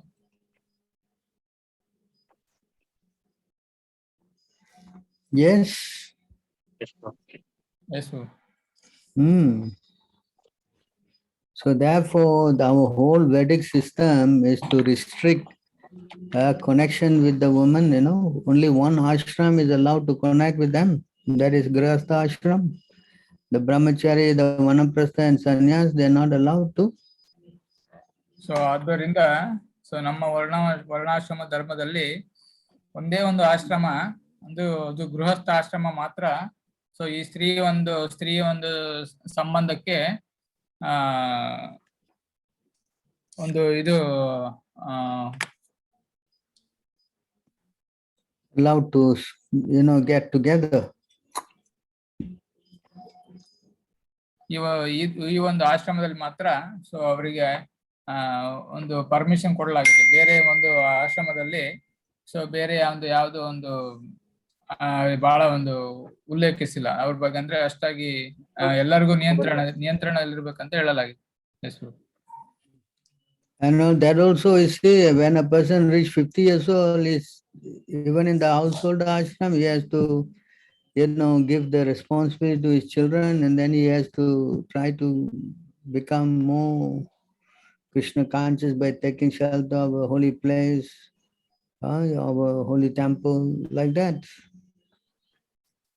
ಆದ್ರೂ ಈ ಗೃಹಸ್ಥ ಆಶ್ರಮದಲ್ಲಿ ಇದ್ರೂನು ಸೊ ಯಾರು ಒಂದು 50 ವರ್ಷಕ್ಕೆ ಬಂದಾಗ ಸೊ ಅವರು ತಮ್ಮ ಪತ್ನಿಯನ್ನ ಸೊ ಮಕ್ಕಳ ಒಂದು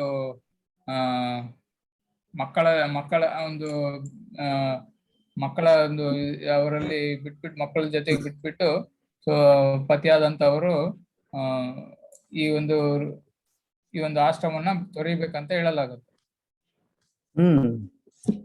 Yes.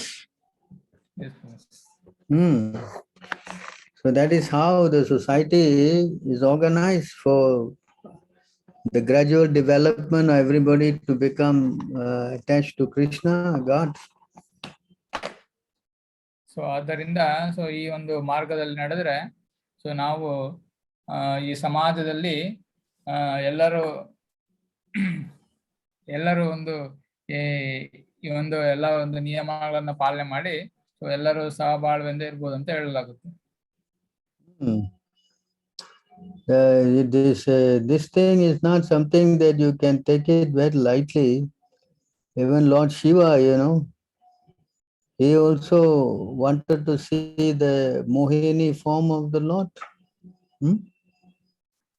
ಸೊ ಈ ಒಂದು ನಾವು ಆಚರಣೆ ಮಾಡ್ತಿರೋದು ನಾವು ಬಹಳ ಸುಲಭವಾದ ರೀತಿಯಲ್ಲಿ ನಾವು ತೆಗೆದುಕೊಳ್ಳಬಾರದು. ಯಾಕಂದ್ರೆ ನೋಡಿ, ಇವನು ಶಿವ ಅವರು ತಮ್ಮ ಮೋಹಿನಿ ಅವತಾರವನ್ನ ಮೋಹಿನಿ ರೂಪವನ್ನು ನೋಡ್ಬೇಕಂತ ಅವರು ಅನ್ಕೊಂತಾರೆ.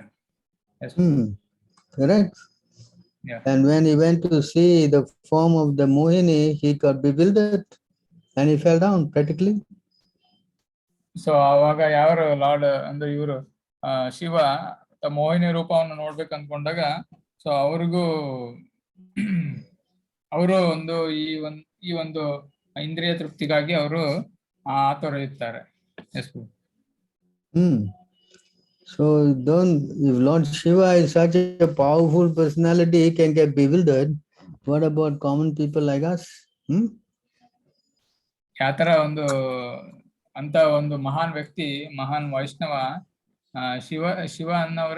ಶಿವನೇ ಸೊ ಈ ಕಾರ್ಯಗಳಲ್ಲಿ ಅಂದ್ರೆ ಈ ಒಂದು ಪ್ರಕೃತಿಯ ಗುಣಗಳಿಗೆ ಅವರು ಮೋಡಿಯಾದಾಗ ಸೊ ನಮ್ಮಂತ ಜನಸಾಮಾನ್ಯರ ಒಂದು ಜನಸಾಮಾನ್ಯರು ಯಾವ ತರ ಕಟ್ಟುನಿಟ್ಟಾಗಿರ್ಬೇಕಂತ ಹೇಳಿ ನಾವು ಅರ್ಥ ಮಾಡ್ಕೊಳ್ಬೇಕು. Yes. Yes. So therefore, the whole idea is to keep both sides apart, ಆದ್ದರಿಂದ ಸೊ ಸ್ತ್ರೀ ಪುರುಷರನ್ನ ಸೊ ಯಾವಾಗ್ಲೂ ದೂರ ಇಡೋದೇ ಒಳ್ಳೇದಂತ ಇಲ್ಲಿ ಹೇಳಲಾಗುತ್ತೆ. So we have to understand this is what actually is the problem in the material world, so ಆದ್ದರಿಂದ ನಾವು ಈ ಸಮಾಜದಲ್ಲಿ ಈ ಭೌತಿಕ ಜಗತ್ತಿನಲ್ಲಿ ಸೊ ಎಷ್ಟು ಕಷ್ಟ ಅಂತೇಳಿ ನಾವು ಅರ್ಥ ಮಾಡ್ಕೊಳ್ಬೇಕು ಈ ಒಂದು ಸ್ತ್ರೀ ಪುರುಷ ಒಂದು ಸಂಭೋಗ ಅನ್ನೋದು.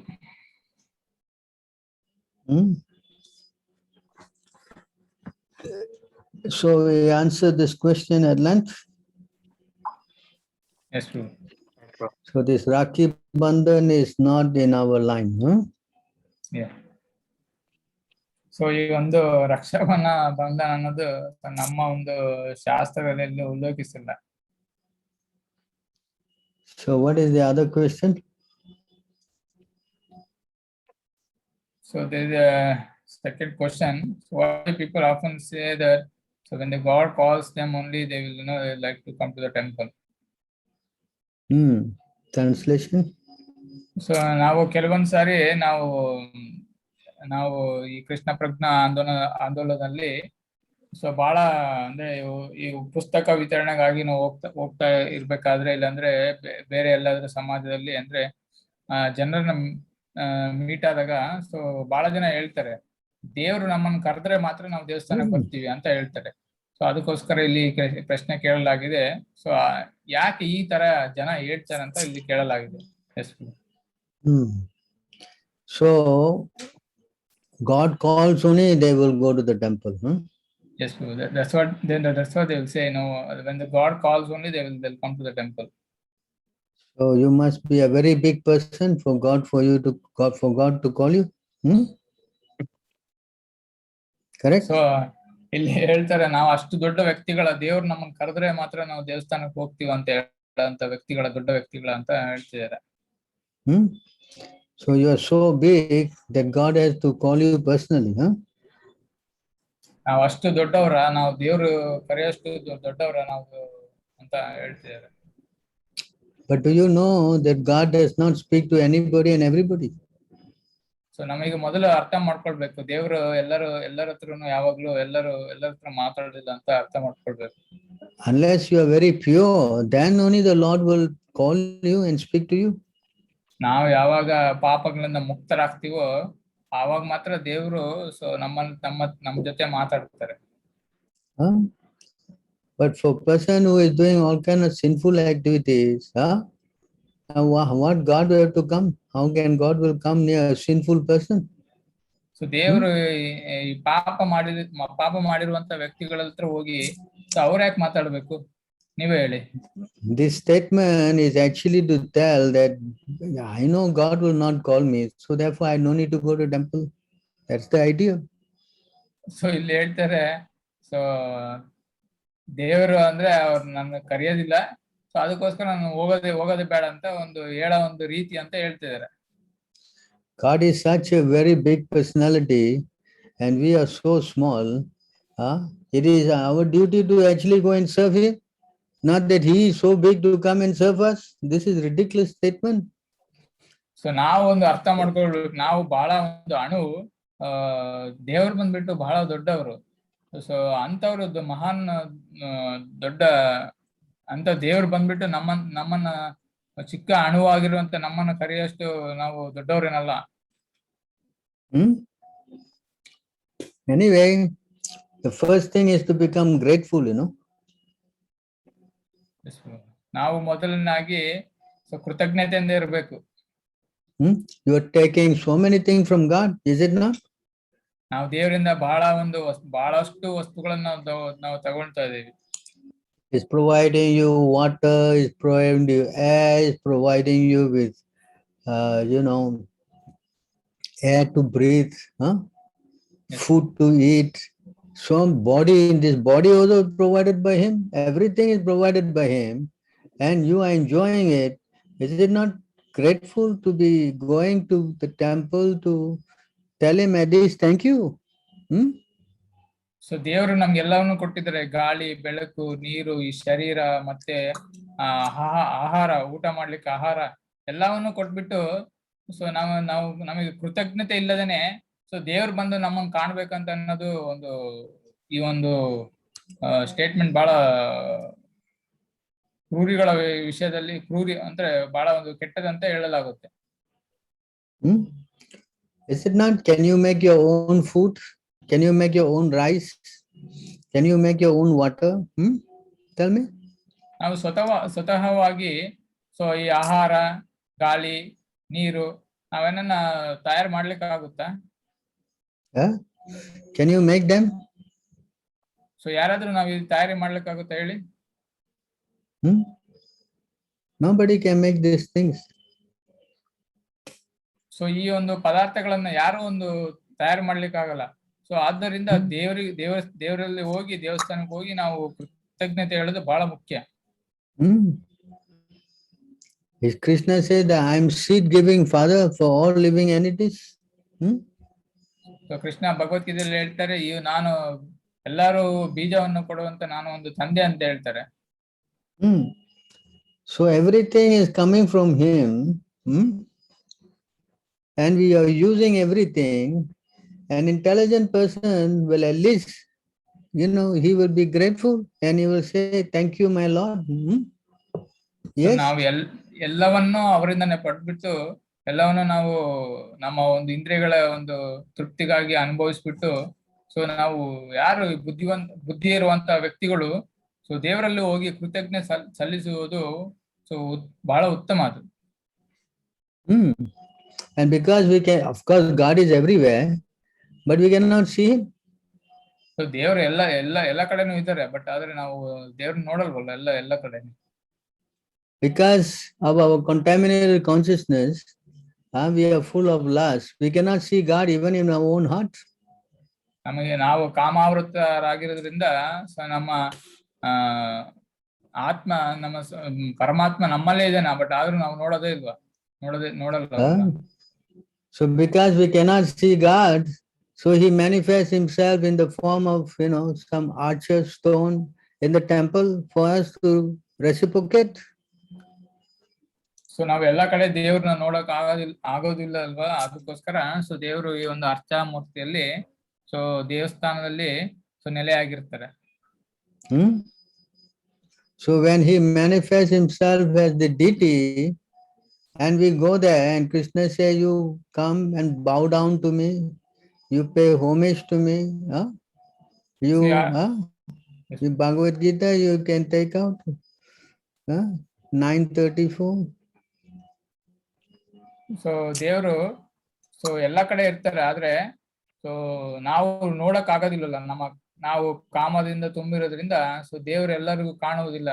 ಸೊ ಆದ್ದರಿಂದ ಅರ್ಚಾ ಮೂರ್ತಿಯಲ್ಲಿ ದೇವಸ್ಥಾನದಲ್ಲಿ ಇರ್ತಾರೆ. ಸೊ ಆದ್ದರಿಂದ ಅಲ್ಲಿ ಬಂದು ಸೊ ನಾವು ಒಂದು ಸದಾ ಅವರನ್ನ ಪೂಜೆ ಮಾಡೋದು ನಮ್ಮ ಕರ್ತವ್ಯ. You can read this verse.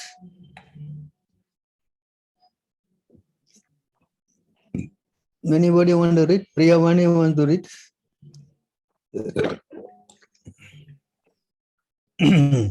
Mataji Harikrishna ಓದ್ತೀರಾ? ಪ್ರಭು ಒಂದು 10-15 ನಿಮಿಷ ಬಿಟ್ಟು ಓದ್ತಾರೆ ಪ್ರಭು. ಶ್ಲೋಕನ ಮನ್ಮನಾಭವ ಮದ್ಭಕ್ತೋ ಮಧ್ಯಾಜಿಮಾಂ ನಮಸ್ಕರಂ ಮಾಮವೈಶ್ಯಪಿ ಯುಕ್ತೈವಾತ್ಮಾನಂ ಮತ್ಪರಾಯಣಃ. ಸದಾ ನನ್ನನ್ನು ಚಿಂತಿಸುವುದರಲ್ಲಿ ಮನಸ್ಸನ್ನು ತೊಡಗಿಸು, ನನ್ನ ಭಕ್ತನಾಗೋ, ನನ್ನ ನಮಸ್ಕಾರ ಮಾತು ಮತ್ತು ನನ್ನನ್ನು ಪೂಜಿಸು. ಆಗ ನನ್ನಲ್ಲಿ ಸಂಪೂರ್ಣನಾಗಿ ಮಗ್ನನಾಗಿ ನಿಶ್ಚಯವಾಗಿಯೂ ನೀನು ನನ್ನಲ್ಲಿಗೆ ಬರುವೆ. ಭಾವಾರ್ಥ. No. So you can see Krishna is asking This is how you can relate to me.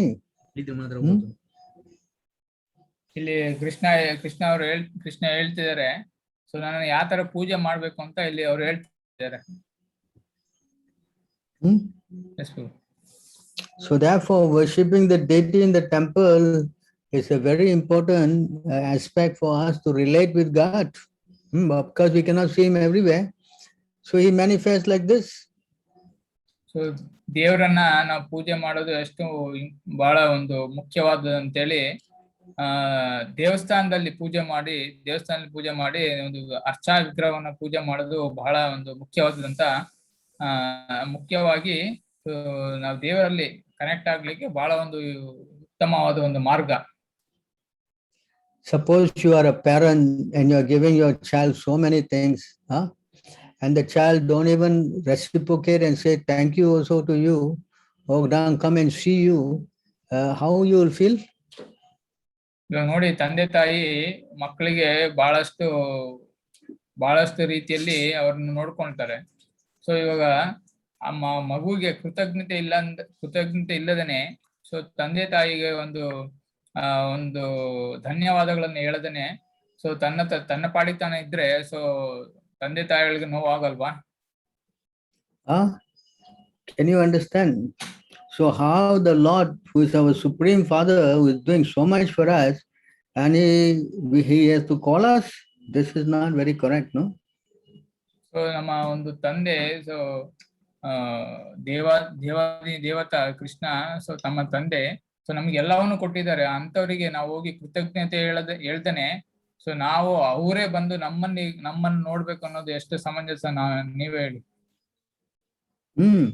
So therefore, anyone who acknowledges like this, then he becomes very great friend. He becomes very happy. ಯಾವಾಗ ನಾವು ಈ ಒಂದು ಕೃತಜ್ಞತೆಯನ್ನು ಸಲ್ಲಿಸಿದಾಗ ಅವರು ಬಹಳ ಕೃಷ್ಣನ ಒಂದು ಭಕ್ತರಾಗ್ತಾರೆ. That's why Krishna says, you offer me some fruit, leaf, flower, water, with devotion, I will accept. So we have to offer, not that God has to offer us, he's already offering. But if we take some and give back to him, he becomes extremely pleased with us. You can see 9:26 Bhagavad Gita. So ಆದ್ದರಿಂದ so Krishna ನಮ್ಗೆ ಎಲ್ಲವನ್ನು ಕೊಟ್ಟಿದ್ದಾರೆ, ಆಹಾರ, ನೀರು, ಗಾಳಿ, so ಎಲ್ಲವನ್ನು ಕೊಟ್ಟಿದ್ದಾರೆ. ನಮ್ಮ ಕರ್ತವ್ಯ ಏನಂದ್ರೆ ಅದನ್ನೇ ನಾವು ಧನ್ಯವಾದಗಳ ಮುಖಾಂತರ ಸೊ ಅಂದ್ರೆ ಅವ್ರಿಗೆ ಪುನರ್ ಅರ್ಪಿಸುವುದರ ಮುಖಾಂತರ ನಾವು ಧನ್ಯವಾದಗಳನ್ನ ಸಮರ್ಪಿಸಿಕೊಳ್ಳಬೇಕು. God, 9:26, you say Patram Pushpam, correct? Read. Someone can read. Patram Pushpam Palam Toyam Yoma Bhaktya Prayachari Tadaham Bhaktyam Shami Prayatatmanaha. ಅನುವಾದ: ಯಾರಾದರೂ ನನಗೆ ಪ್ರೀತಿ ಮತ್ತು ಭಕ್ತಿಗಳಿಂದ ಒಂದು ಎಲೆ, ಒಂದು ಹೂವು, ಒಂದು ಹಣ್ಣು ಅಥವಾ ಒಂದಿಷ್ಟು ನೀರನ್ನು ಅರ್ಪಿಸಿದರೆ ನಾನು ಅದನ್ನು ಸ್ವೀಕರಿಸುತ್ತೇನೆ.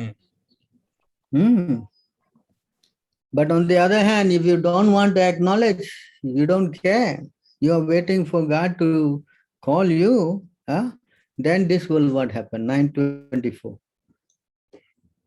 ದೇವರು ಎಲ್ಲವನ್ನು ಕೊಟ್ಟಿದ್ದಾರೆ, ಅವ್ರನ್ನ ಹೋಗಿ ಕೃತಜ್ಞತೆಯನ್ನ ಸಲ್ಲಿಸದೆ ಸೊ ದೇವರು ನನ್ನನ್ನು ಬಂದು ಕಾಣ್ಬೇಕು ಅನ್ನೋರಿಗೆ ಸೊ ಈ ಶ್ಲೋಕದಲ್ಲಿ ಹೇಳಲಾಗಿದೆ ನೋಡಿ.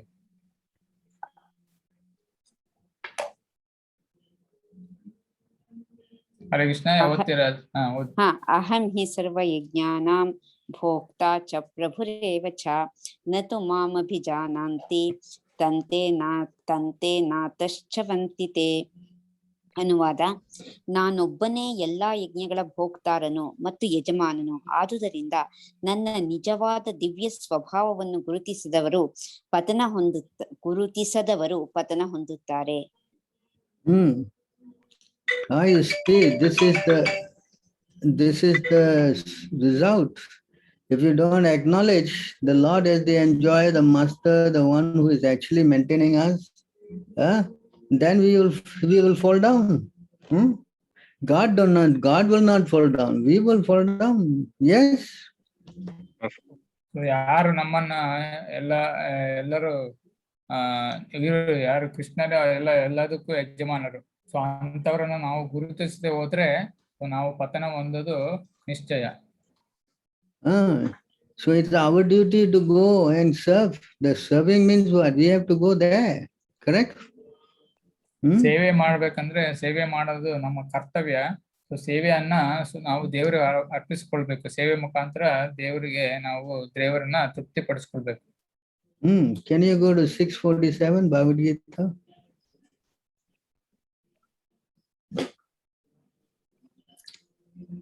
So God is the Supreme Father and is giving us so many things. And if we don't acknowledge, then what kind of a son are we?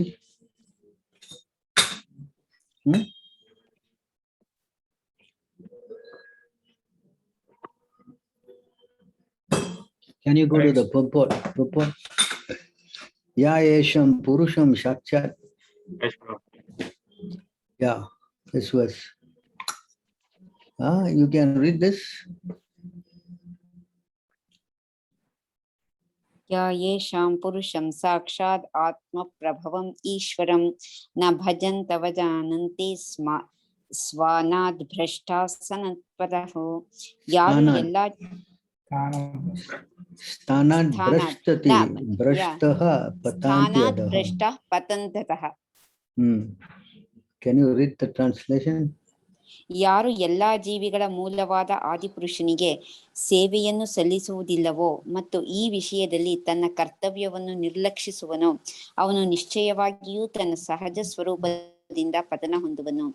ಈ ಶ್ಲೋಕದಲ್ಲಿ ಸಹ ಭಜಂತಿ ಎನ್ನುವ ಶಬ್ದವನ್ನು ಬಳಸಿದೆ. ಆದುದರಿಂದ ಭಜಂತಿ ಎನ್ನುವ ಶಬ್ದವನ್ನು ಪರಮಪ್ರಭುವಿನ ವಿಷಯದಲ್ಲಿ ಮಾತ್ರ ಬಳಸಬಹುದು. ಆದರೆ ವರ್ಷಿಪ್ ಎನ್ನುವ ಪದವನ್ನು ದೇವತೆಗಳ ಅಥವಾ ಯಾವುದೇ ಸಾಮಾನ್ಯ ಜೀವಿಯ ವಿಷಯದಲ್ಲಿಯೂ ಬಳಸಬಹುದು.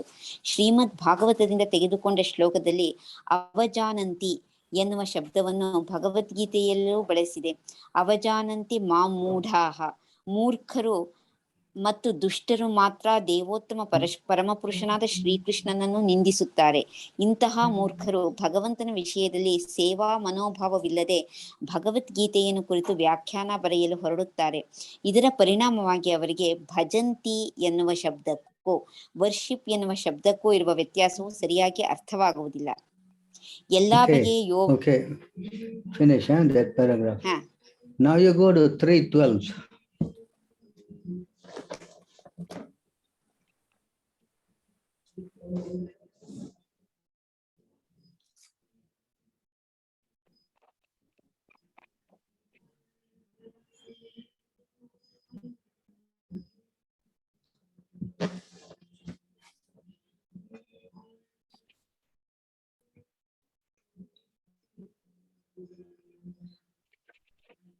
Can you read?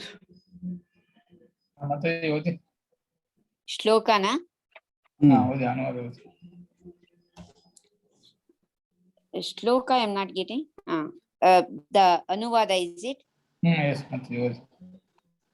ಅನುವಾದ: ಬದುಕಿನ ವಿವಿಧ ಅಗತ್ಯಗಳ ಪೂರೈಕೆಯ ಹೊಣೆ ಹೊತ್ತಿರುವ ದೇವತೆಗಳು ಯಜ್ಞದ ಆಚರಣೆಯಿಂದ ಸುಪ್ರೀತರಾಗಿ ನಿಮ್ಮ ಎಲ್ಲಾ ಅಗತ್ಯಗಳನ್ನು ಪೂರೈಸುವರು. ಆದರೆ ಈ ವರಗಳನ್ನು ದೇವತೆಗಳಿಗೆ ಅರ್ಪಿಸದೆ ಅನುಭವಿಸುವವನು ನಿಜವಾಗಿಯೂ ಕಳ್ಳನೇ. You see that? So you keep taking everything from God and not acknowledge, then you're considered a thief. ನಾವು ದೇವರಿಂದ ಎಲ್ಲವನ್ನು ತೆಗೆದುಕೊಂಡು ಅವರಿಗೆ ಕೃತಜ್ಞತೆ ಸಲ್ಲಿಸದಿದ್ರೆ ಸೊ ಅಂದ್ರೆ ನಾವು ನಿಜವಾಗಿಯೂ ನಾವು ಅಂದ್ರೆ ಕಳ್ಳರ ಸಮಾನ ಅಂತ ಹೇಳಲಾಗಿದ್ದೀವಿ. So we must understand this basic thing, no? If I am taking so many things from God, is it not very intelligent to say, at least acknowledge to the Lord, thank you, my dear Lord, correct? So ನಾವು ದೇವರಿಂದ ಎಲ್ಲವನ್ನ ಪಡೆದುಕೊಂಡು so ದೇವರಿಗೆ ಕೃತಜ್ಞತೆಯನ್ನು ಸಲ್ಲಿಸುವುದು so ಒಂದು ಬುದ್ಧಿವಂತರ ಒಂದು ಬುದ್ಧಿವಂತರಿಗೆ ಒಂದು ನಿಜವಾದ ಒಂದು ಅರ್ಥ, ಬುದ್ಧಿವಂತಿಗೆ ನಿಜವಾದ ಅರ್ಥ ಅಂತ ಹೇಳ್ಬೋದು. So therefore, we have to understand this very simple thing. I have to go to God, not that God has to call me, then I will go. Anyway, He will not call you also. Why He should call you? So ಆದ್ದರಿಂದ ಬುದ್ಧಿವಂತ ವ್ಯಕ್ತಿಗಳು so ದೇವರಲ್ಲಿ ಹೋಗಿ ಸೇವೆ ಮಾಡ್ಬೇಕು. ನಾವು ದೇವ್ರು ಬಂದ್ಬಿಟ್ಟು ನಮ್ಗೆ ಸೇವೆ ಮಾಡೋದಲ್ಲ. ಸೊ ಅದು ನಮ್ಗೆ ಅರ್ಥ ಆಗುತ್ತೆ, ದೇವ್ರ ಯಾವತ್ತು ನಮ್ಮನ್ನ ಕರೆಯಲ್ಲ, ನಾವೇ ಹೋಗಿ ದೇವ್ರನ್ನ ಕಾಣ್ಬೇಕು. Unless you are a very great devotee, that's why the Lord says, I know no one but my devotee, and my devotee know no one but me. You know, you can go 9:4:68. ಆದ್ದರಿಂದ ದೇವ್ರು ಹೇಳ್ತಾರೆ, ನನಗೆ ಭಕ್ತರನ್ನ ಬಿಟ್ಟು ಬೇರೆ ಏನು ಗೊತ್ತಿಲ್ಲ, ಭಕ್ತರಿಗೆ ನನ್ನನ್ನು ಬಿಟ್ಟು ಬೇರೆ ಏನು ಗೊತ್ತಿಲ್ಲ ಅಂತ ಹೇಳ್ತಾರೆ. Bhagavatam 9:4:68. So you see, unless you are a very great devotee, the Lord will not be interested in calling you. ನಾವು ಅಷ್ಟು ಮಹಾನ್ ವ್ಯಕ್ತಿಗಳಾಗಿದ್ರೆ ಸೊ ದೇವರೇ ಬಂದು ಸೊ ದೇವ್ರು ಕಾಣ್ತಾರೆ ನಮ್ಮನ್ನು. And for such kind of devotees, can you got that verse 9:4:68?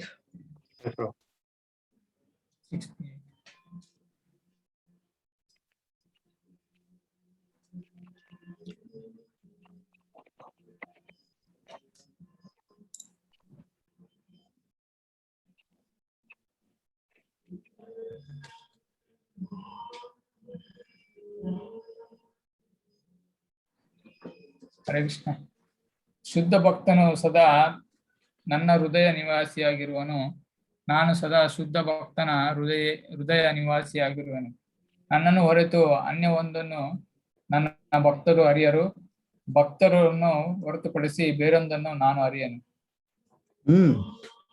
So this is how the Lord is going to such personalities, no?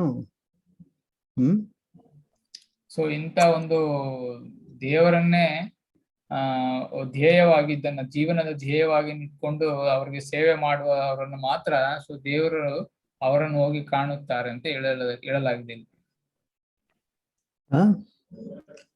Understand? So devotees who have given everything, then the Lord is very close to them. ಯಾರು ಅಂತ ಭಕ್ತರು so ಎಲ್ಲವನ್ನು ಸಮರ್ಪಿಸಿಕೊಂಡವರು so ದೇವರಿಗೆ ನಿಜವಾದ ಒಂದು ದೇವರು ಅವರ ಸನ್ನಿಧಿಯಲ್ಲಿ ಇರ್ತಾರೆ. Unless you become such a devotee, ಅಂತ ಒಂದು ಮಹಾನ್ ಭಕ್ತರಾದ್ರೆ ಸೊ ದೇವರು ನಮ್ಮನ್ನು ಕಾಣ ಬಯಸುತ್ತಾರೆ. 9:4:65.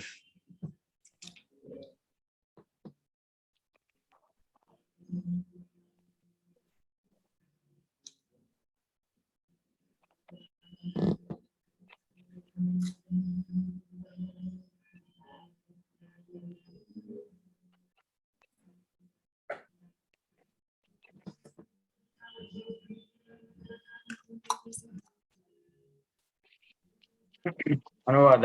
ಶುದ್ಧ ಭಕ್ತರು ಈ ಜನ್ಮದಲ್ಲಾಗಲಿ ಮುಂದಿನದಲ್ಲಾದರಾಗಲಿ ಪದ್ಯೆಯನ್ನು ಅಪೇಕ್ಷಿಸದೆ ನನ್ನ ಸೇವೆ ಮಾಡುವ ಸಲುವಾಗಿ ಮತ್ತು ಮನೆಗಳು, ಹೆಂಡತಿಯರು, ಮಕ್ಕಳು, ಬಂಧು ಜನರು, ಐಶ್ವರ್ಯ ಕೊನೆಗೆ ಪ್ರಾಣವನ್ನು ಕೂಡ ತೊರೆಯುತ್ತಾರೆ. ಇಂತಹ ಭಕ್ತರನ್ನು ಯಾವ ಹೊತ್ತಿನಲ್ಲಾಗಲಿ ನಾನು ಹೇಗೆ ತಾನೇ ತೊರೆಯಲಿ? So such a devotee who has given everything up and surrendered to the Lord, yes, is very dear, you know. Understand? Are we such kind of devotees? ಯಾರು ತಮ್ಮ ಸರ್ವಸ್ವವನ್ನು ತ್ಯಜಿಸಿ ಸೊ ದೇವರ ಸೇವೆಯಲ್ಲಿ ತೊಡಗುತ್ತಾರೋ ಅಂತವ್ರನ್ನ ಕೃಷ್ಣರು ಬಂದು ಕಾಣ್ತಾರೆ. ಆದ್ರೆ ಅಂತ ವ್ಯಕ್ತಿಗಳ ನಾವು ನೀವ್ ಹೇಳಿ. For the Lord to come and ask us to come, we must become a very, very what we say, exalted devotee who has given everything for the sake of the Lord. Are we doing such a thing? ನಾವೆಲ್ಲವನ್ನು ಸರ್ವಸ್ವವನ್ನು ತೊರೆದಿದ್ದೀವ? ತೊರೆದ್ರೆ ಅಂತವ್ರಿಗೆ ಮಾತ್ರ so ದೇವರು ಸುಲಭವಾದ ಒಂದು ರೀತಿಯಲ್ಲಿ ಸಿಗುತ್ತಾರೆ. Can you read the next verse?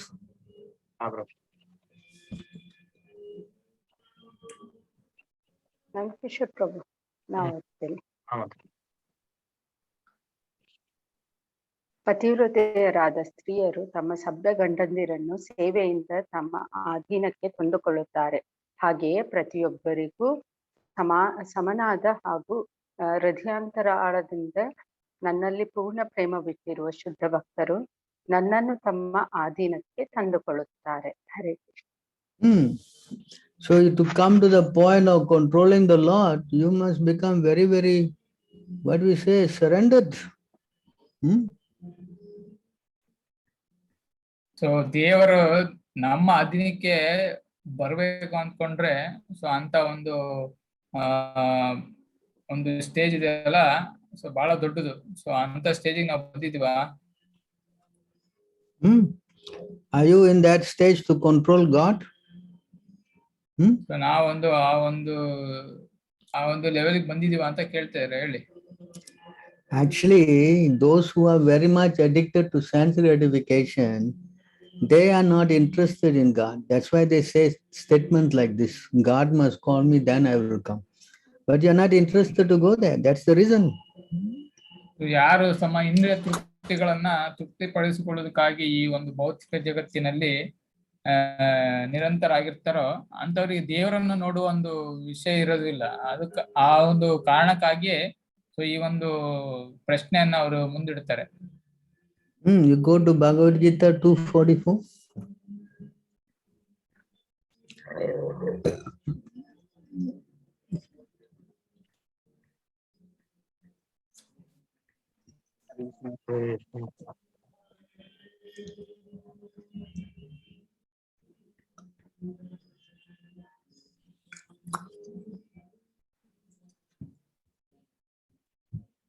Harish ನಾವು ಓದ್ತೀರಾ ನಮ್ತಿದೆ? ಓ ಸಾರಿ, ನಾನು mute ಅಲ್ಲಿದ್ದೆ. ಭೋಗೈಶ್ವರ್ಯ ಪ್ರಸಕ್ತಾನಾಂ ತಯಾ ಪ್ರಹೃತ ಚೇತಸಾಂ ವ್ಯವಸಾಯಾತ್ಮಿಕ ಬುದ್ಧಿ ಸಮಾಧೌ ನ ವಿಧೀಯತೆ.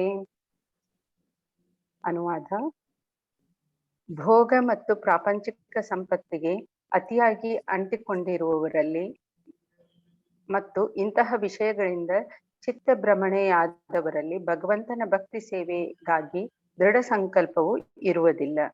ಹರೇ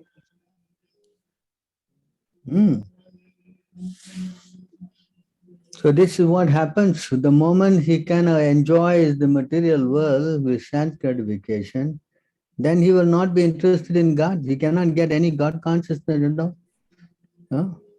ಸೊ ಯಾರು ಈ ಒಂದು ಭೌತಿಕ ಪ್ರಪಂಚದಲ್ಲಿ ಇದ್ಕೊಂಡು ತಮ್ಮ ಇಂದ್ರಿಯಗಳನ್ನ ತೃಪ್ತಿ ಪಡಿಸಿಕೊಳ್ಬೇಕಂತಾಗಿರ್ತಾರೋ, ಸೊ ಅಂತವರಿಗೆ ಸೊ ದೇವರ ಪ್ರಜ್ಞೆ, ದೇವರ ಒಂದು ಜ್ಞಾನ ಇರುವುದಿಲ್ಲ. So this is what happens. He forgets. The moment he enjoys the senses, then he forget all this God and everything. He will forget. ಯಾರು ತಮ್ಮ ಇಂದ್ರಿಯ ತೃಪ್ತಿಗಳಲ್ಲಿ ತೊಡಗಿರ್ತಾರೋ, ಸೊ ಆ ಒಂದು ಸಮಯದಲ್ಲಿ ದೇವರನ್ನ ಅವರು ಮರೆತು ಬಿಡ್ತಾರೆ. So when he forgets all these things, then he will have no interest, no desire. He becomes demonic. So ಎಲ್ಲ ಮರ್ತ್ಬಿಟ್ಟು, ಸೊ ಎಲ್ಲವನ್ನ ಮರ್ತ್ಬಿಟ್ಟು ಅವರು ಸೊ ಇಂದ್ರಿಯ ತೃಪ್ತಿಯಲ್ಲಿ ತೊಡಗಿದಾಗ ಸೊ ಅವರು ರಾಕ್ಷಸರಾಗಿ ವರ್ತಿಸ್ತಾರೆ. So this also happened to what's his name, Manigriva and Nalakwara, correct? Yes. They were sons of what? Kuvera. Understand? They forgot. Because of so much money and everything, you can read, 10:10:8. So ಇದೇ ಒಂದು ವಿಷಯ.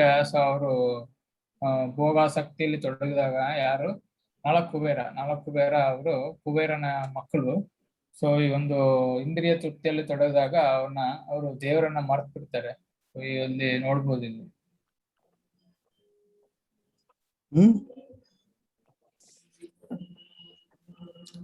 Don't have the focus here. This is 10:10:8. You don't have?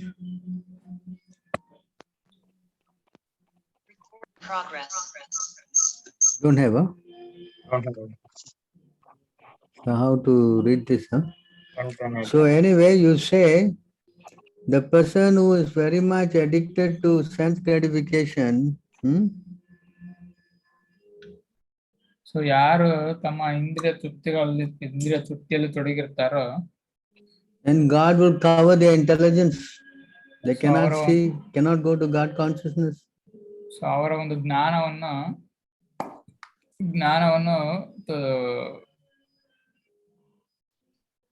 ಅವ್ರಿಗೆ ಅಂತ ಜ್ಞಾನ ಇರಲ್ಲ, ದೇವರನ್ನು ಕಾಣುವಂತ ಇಚ್ಛೆ ಇರಲ್ಲ, ಅವ್ರಿಗೆ ಜ್ಞಾನವೂ ಇರುವುದಿಲ್ಲ. 725 also. Can you read 725? I think this one difficult, no? Go to 725. 725. Bhagavad Gita.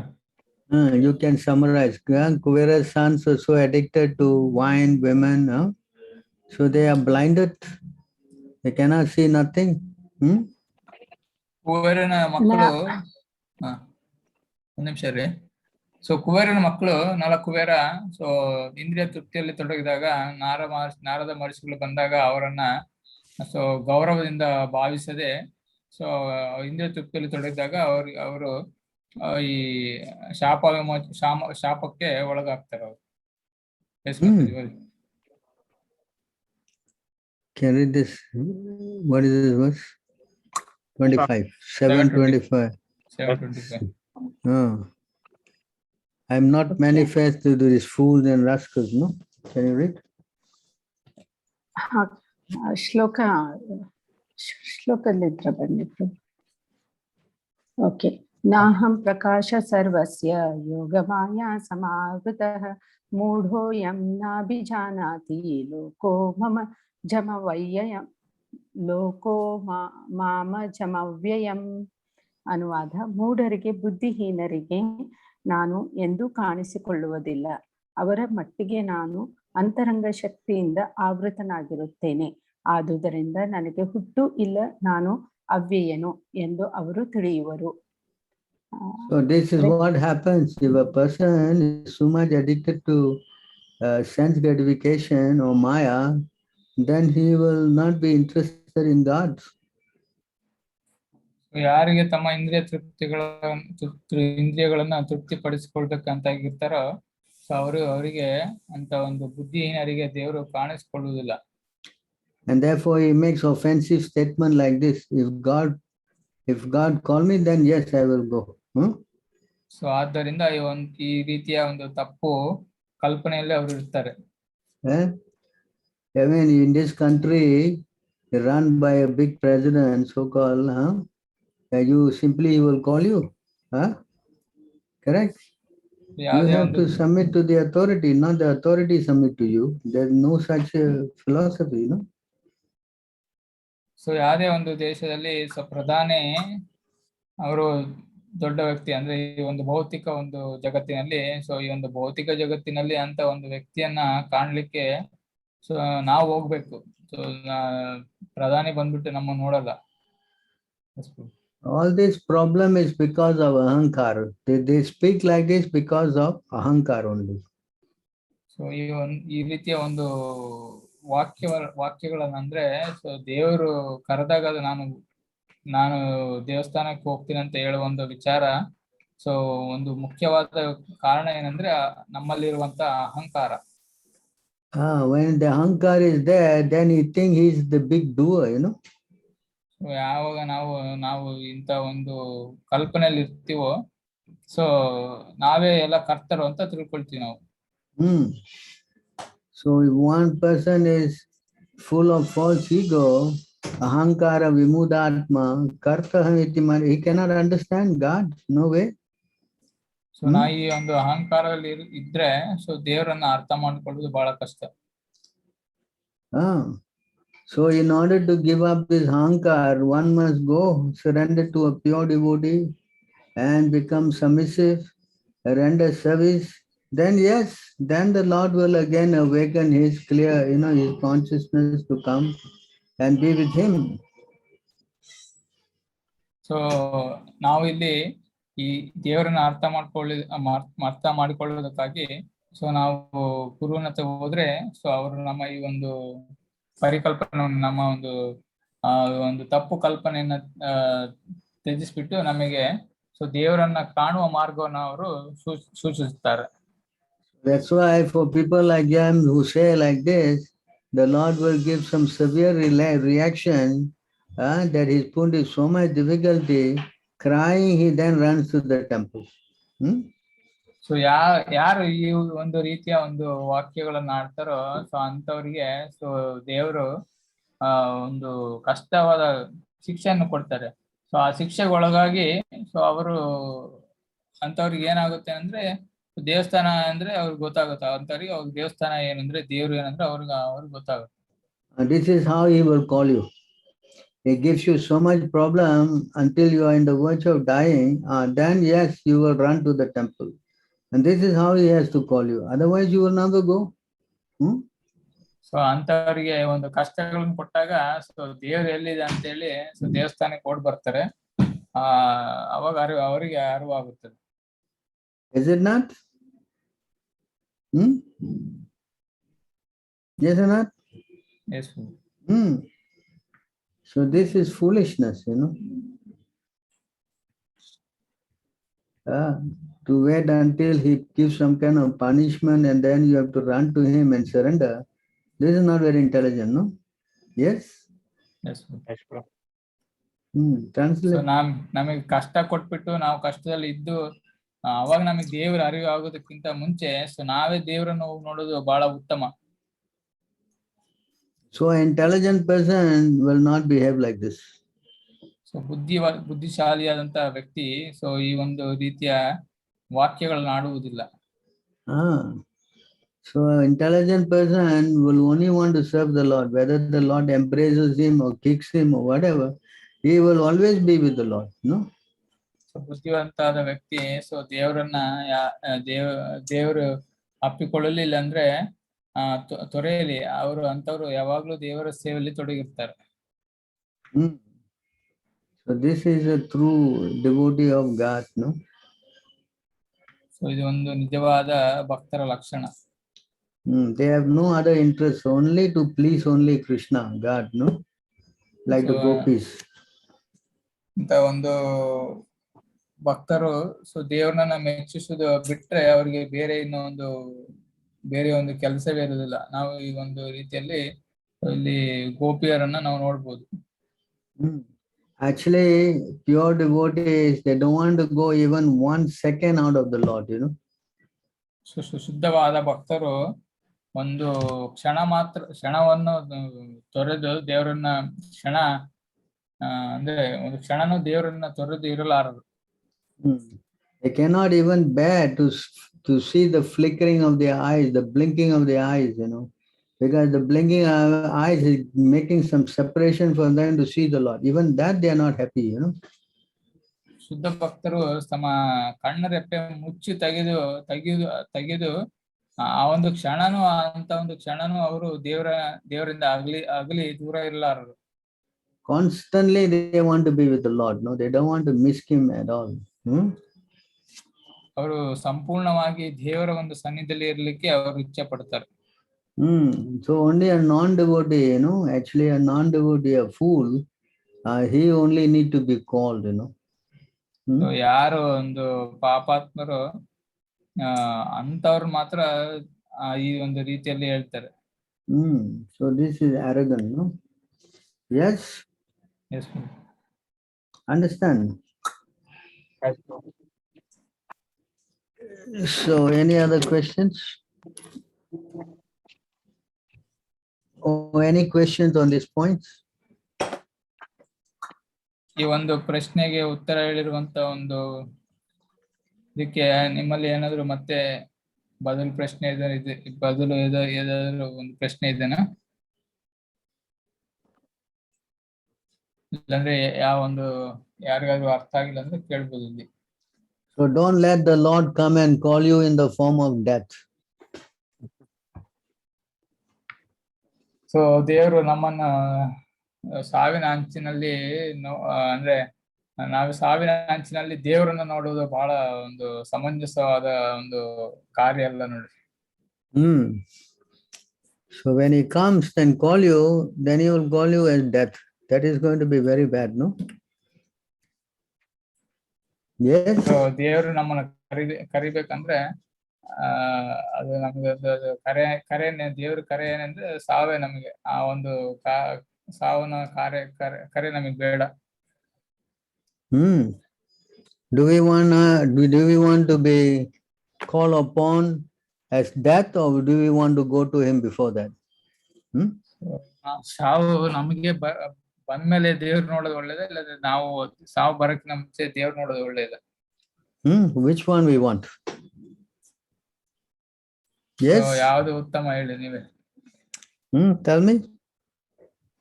Which you want? You want to go before your call? What? Yes, bro. Hello. You want him to call you? Huh? ನೀವೇ ಹೇಳಿ. ನಾವೇ ನಾವೇ ದೇವ್ರ ಹತ್ರ ಅಂದ್ರೆ ನಾವೇ ದೇವ್ರ ಸೇವೆಗಾಗಿ ಹೋಗೋದು ಒಳ್ಳೇದಾ, ಇಲ್ಲಾಂದ್ರೆ ದೇವ್ರು ನಮ್ಮನ್ನ ಕರೆಯೋದು ಒಳ್ಳೇದಾ? ನೀವೇ ಹೇಳಿ. You will come as death, he says, as sure as that. 10:34, Bhagavad Gita. He comes as sure as that. ದೇವ್ರು ಹೇಳ್ತಾರೆ ನನ್ನ ಕರೆ ಏನಂದ್ರೆ ಅದು ಸಾವೇ. So this is stupidity. It says, the Shastra says, before he comes, death comes. We must immediately go and surrender.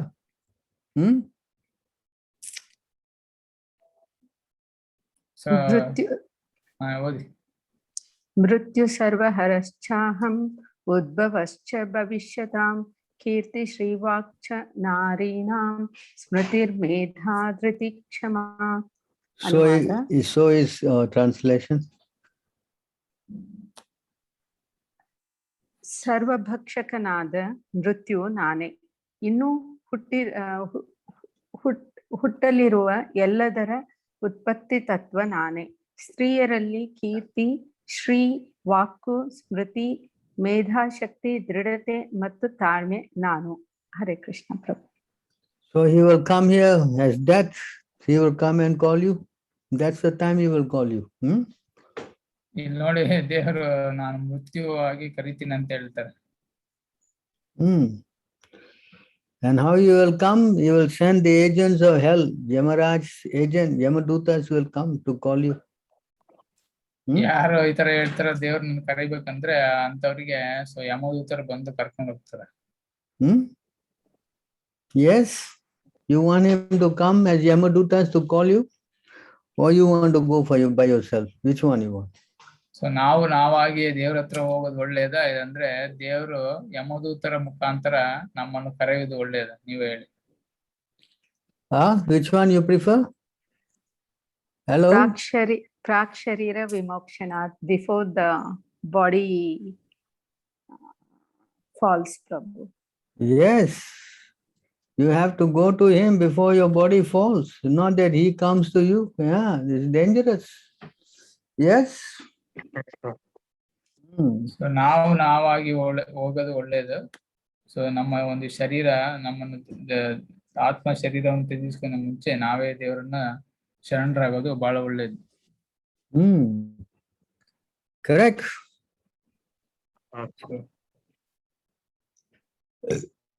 We should run before our body falls down and dies. All right.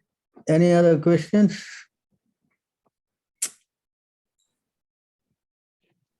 Is there any last question? One more question. There's the last question. Yes, is the absolute truth is the light? Absolute truth is light also. We don't say no. Can you translate? ಇಲ್ಲಿ ಮೂರನೇ ಒಂದು ಸಮಾವೇಶದ ಒಂದು ಕಡೆಯ ಒಂದು ಪ್ರಶ್ನೆ. ದೇವ್ರನ್ನವರು ಬೆಳಕ ಅಂದ್ರೆ ದೇವ್ರನ್ನ ಕೆಲವೊಂದ್ಸಲಿ ಬಹಳ ಮಟ್ಟಿಗೆ ಒಂದು ಸಂಪೂರ್ಣ ಸತ್ಯ ಅನ್ನೋದು ನಾವು ದೇವ್ರು ಹೋಲಿಸಿದಾಗ ದೇವ್ರು ಬೆಳಕೆ ಅಂತ ದೇವ್ರನ್ನೋದು ಬೆಳಕೆ ಅಂತ ಬಹಳ ಜನಕ್ಕೆ ಅರಿವಿದೆ. ಸೊ ಇಲ್ಲಿ ಒಂದು ಪ್ರಶ್ನೆ ಕೇಳಿದ್ದಾರೆ. So God, they say Brahman. Brahman is actually the effulgence of God, you know. like the sun. The sun is the planet, but he has got light coming out, no? ಹ್ಮ್ ಈ ಪರಮ ಸತ್ಯ ಅನ್ನೋದು so ದೇವರು ಒಂದು ರೂಪ, ದೇವರ ಬೆಳಕು ಅನ್ನೋದು ಒಂದು ಬೆಳಕು ಅನ್ನೋದು ದೇವರ ರೂಪ. ಆತರ ಸೂರ್ಯ ತನ್ನ ಕಿರಣಗಳು ಸೂರ್ಯ ಒಂದು ಕಿರಣಗಳನ್ನ ಹೊರಹೊಮ್ಮುತ್ತಾರೋ ಅದೇ ಒಂದು ರೀತಿಯಲ್ಲಿ ದೇವರ ಒಂದು ಕಿರಣ, ದೇವರ ಒಂದು ಬೆಳಕೆ ಇದು, ಅದು ಒಂದು ಅವರ ರೂಪ. So you can go to 14:27.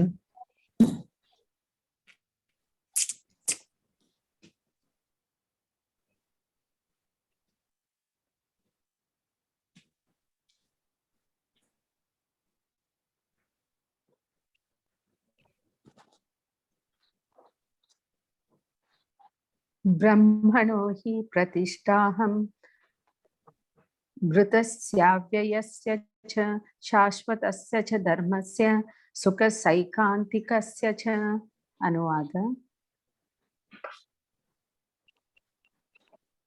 ನಿರಾಕಾರ ಬ್ರಹ್ಮನಿಗೆ ಮೃತ್ಯುವಿಲ್ಲ, ಅವನು ಅವಿನಾಶಿ, ಶಾಶ್ವತ, ಪರಮ ಸುಖವೇ ಅದರ ಸಹಜ ಸ್ಥಿತಿ. ನಾನು ಈ ನಿರಾಕಾರ ಬ್ರಹ್ಮನಿಗೆ ಆಧಾರ. Prabhu, may I read the even purport? No. So you can understand from here that how this light is coming from the body of Krishna. ಇಲ್ಲಿ ನೋಡಬಹುದು, ಸೊ ದೇವರ ಒಂದು ಕೃಷ್ಣರ ಒಂದು ಶರೀರದಿಂದ ಈ ಒಂದು ಬೆಳಕು ಬರ್ತಾ ಇದೆ ಅಂತ ನಾವು ಅರ್ಥ ನೋಡ್ಬೋದು ಇಲ್ಲಿ.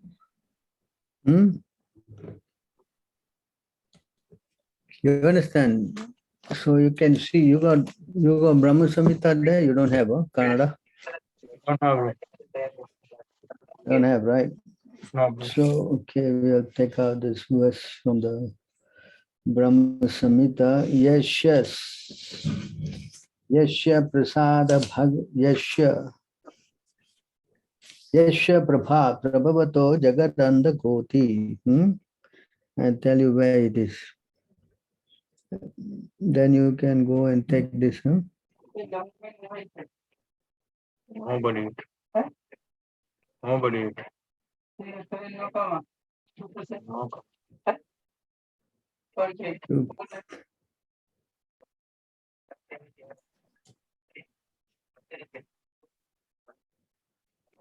The verse, you got Chaitanya Charitamrita also, right? Yes, bro. Yes, bro. So you can go to Adi Lila 2:14.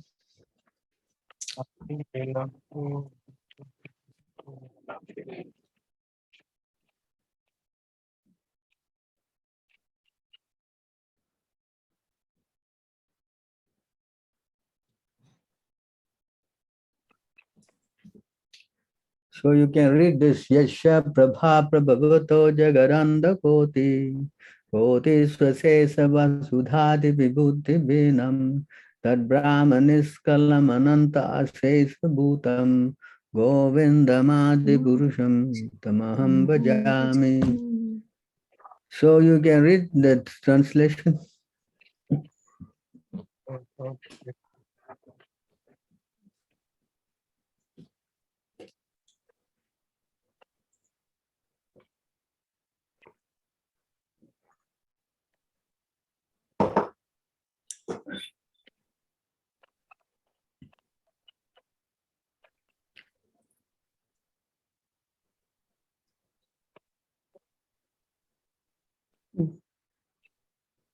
Read the purport.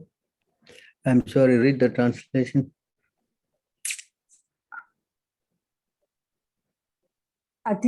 ಅತಿಶಯ ಶಕ್ತಿಯುಳ್ಳವನಾದ Adipurush ಗೋವಿಂದನನ್ನು ನಾನು ಭಜಿಸುತ್ತೇನೆ. ಅವನ ಲೋಕೋತ್ತರ ರೂಪದ ಪ್ರಭೆಯೇ ನಿರಾಕಾರ ಬ್ರಹ್ಮನ್. ಇದು ಪೂರ್ಣ ಹಾಗೂ ಸಮಾತೀತವಾದದ್ದು. ನಿರಾಕಾರ ಬ್ರಹ್ಮನ್ ವಸ್ತುವು ಸಕಲ ವೈಭವಗಳಿಂದ ಪೂರ್ಣವಾದ ನಾನಾ ಬಗೆಯ ಅಸಂಖ್ಯ ಗ್ರಹ ಲೋಕಗಳನ್ನು ಕೋಟಿ ಕೋಟಿ ಬ್ರಹ್ಮಾಂಡಗಳಲ್ಲಿ ಪ್ರಕಟಿಸುತ್ತದೆ. ಹರೇ ಕೃಷ್ಣ ಪ್ರಭು. So you see this light that is going all over the universes, and they're coming from the body of Krishna. ಈ ಒಂದು ಕೋಟಿ ಕೋಟಿ ಬ್ರಹ್ಮಾಂಡಗಳು ಸೊ ದೇವರ ಬ್ರಹ್ಮಾಂಡಗಳ ಲೋಕೋತ್ತರ ರೂಪ ಪ್ರಕ್ರಿಯೆ ನಿರಾಕಾರ ಬ್ರಹ್ಮ ಅಂದ್ರೆ ಸೊ ನಿರಾಕಾರ ಬ್ರಹ್ಮ ಅಂದ್ರೆ ಜ್ಯೋತಿ ಅನ್ನೋದು ಸೊ ಒಂದು ದೇವರ ಒಂದು ದೇಹದಿಂದ ಉತ್ಪತ್ತಿಯಾದಂತ ಒಂದು ಬೆಳಕು. Can you read the next verse? ಕೋಟಿ ಕೋಟಿ ಬ್ರಹ್ಮಾಂಡ ಏ ಬ್ರಹ್ಮೇರ ವಿಭೂತಿ ಸೇ ಈ ಬ್ರಹ್ಮ ಗೋವಿಂದ ನೇರ ಅಹಯ ಅಗ್ನಕಾಂತಿ. ಅನುವಾದ: ನಿರಾಕಾರ ಬ್ರಹ್ಮನ್ ಪೌಷ್ಕಲ್ಯಗಳು ಕೋಟಿ ಕೋಟಿ ಗಟ್ಟಲೆ ಬ್ರಹ್ಮಾಂಡಗಳನ್ನು ವ್ಯಾಪಿಸುತ್ತವೆ. ಆ ಬ್ರಹ್ಮನ್ ಗೋವಿಂದನ ದೇಹ ಕಾಂತಿಯಲ್ಲಿದೆ, ಬೇರೆ ಏನೂ ಇಲ್ಲ. So you see, this light is coming from the body of Krishna. So ಒಂದು ಬೆಳಕು ಸೊ ಕೃಷ್ಣ ಒಂದು ಕೃಷ್ಣರ ದೇಹದಿಂದ ಬರುತ್ತಿರುವಂತ ಒಂದು ಬೆಳಕು ಇದು. Yes. Yes.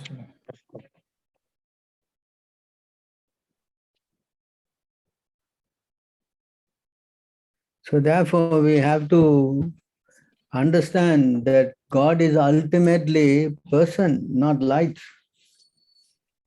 ಸೊ ಆದ್ದರಿಂದ ನಾವಿಲ್ಲಿ ಅರ್ಥ ಮಾಡ್ಕೊಳ್ಬೇಕು, ಸೊ ದೇವರನ್ನೋದು ಬೆಳಕಲ್ಲ, ಕಾಂತಿ ಅಲ್ಲ, ಅವ್ರು ಬಂದ್ಬಿಟ್ಟು ಒಬ್ಬ ಪುರುಷ. In the Bhagavad Gita, Arjuna was asking to show the topmost form in 11th chapter, and the Lord showed his 200 form.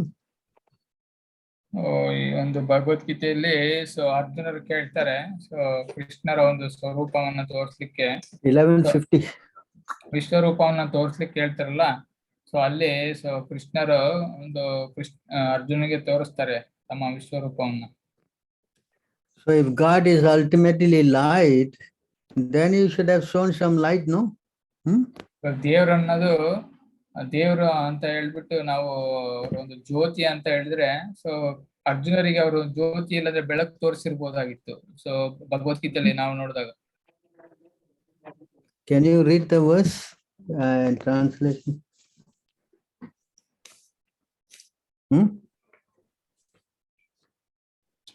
Sorry. इत्यर्जुनं वासुदेवस्तथोक्त्वा स्वकं रूप दर्शयामास भूयः आश्वासयामास च भीतमेनं भूत्वा पुनः सौम्य वपुर्महात्मा. ಅನುವಾದ: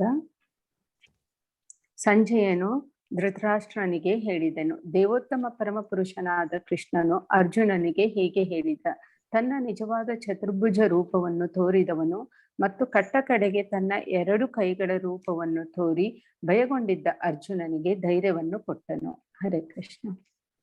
You can see Arjuna was seeing the topmost form. You never see some light. Arjuna ಇಲ್ಲಿ ಭಗವದ್ಗೀತೆಯಲ್ಲಿ ಕೃಷ್ಣರ ವಿಶ್ವರೂಪವನ್ನು ನೋಡ್ತಾ ಇದ್ರು. ಅವ್ರ ಒಂದು ಬೆಳಕಿಲ್ಲ ಅಂದ್ರೆ ಒಂದು ಜ್ಯೋತಿಯನ್ನು ಅವ್ರು ನೋಡ್ಲಿಲ್ಲ. Can you go Ishopanishad mantra 15?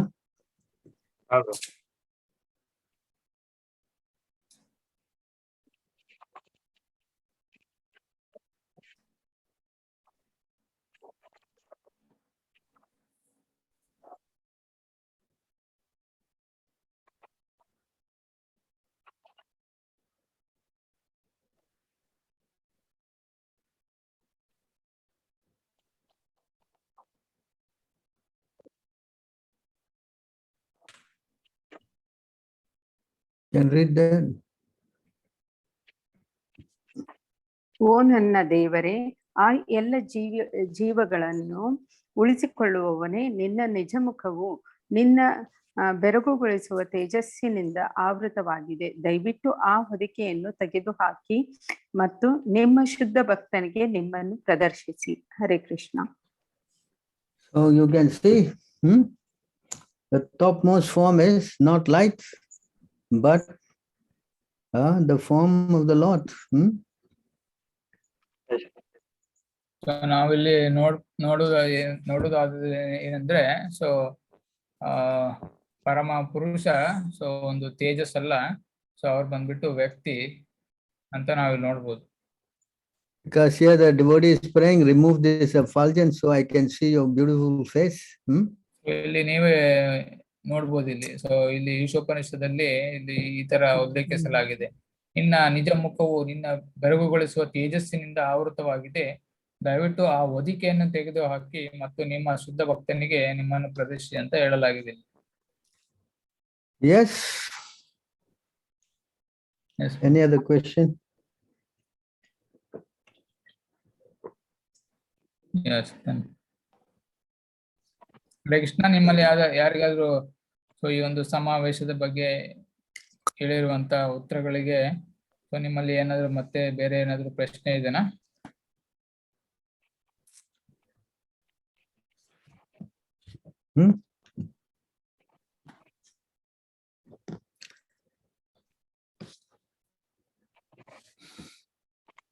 Hare Krishna.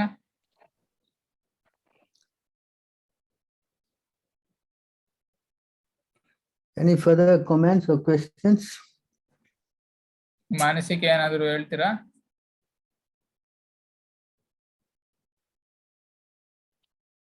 Haribol. Hare Krishna, ಹೇಳಿ ನಿಮ್ಮ ಅನಿಸಿಕೆ, ಇಲ್ಲಾಂದ್ರೆ ನಿಮ್ಮಲ್ಲಿರುವಂತ ಏನಾದ್ರು ಪ್ರಶ್ನೆ ಇದೆ, ಮತ್ತೆ ಏನಾದ್ರು ಇದೆನಾ?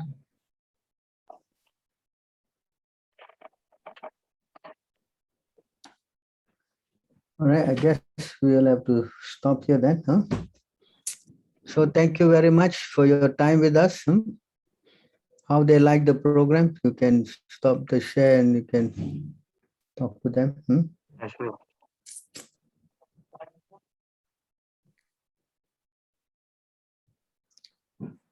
Anybody like to say something? Hello. Krishna. Everybody is silent. Nobody likes to talk. Narahari Prabhu. The subject about for those people who don't want to go to temple, you showed them very appropriate shlokas, Prabhu, and it was a very powerful reply. Because you are lazy, that's how you have to reply, you know. A very powerful reply and most appropriate shlokas. Because many times when we meet the people outside, when we invite them, so mostly they give this kind of answer. Yeah, they don't like many it. of them. They have many excuses to come to temple, and for them it was a very appropriate shlokas you showed them. To go to office, the boss must call you every day. Yeah. Huh?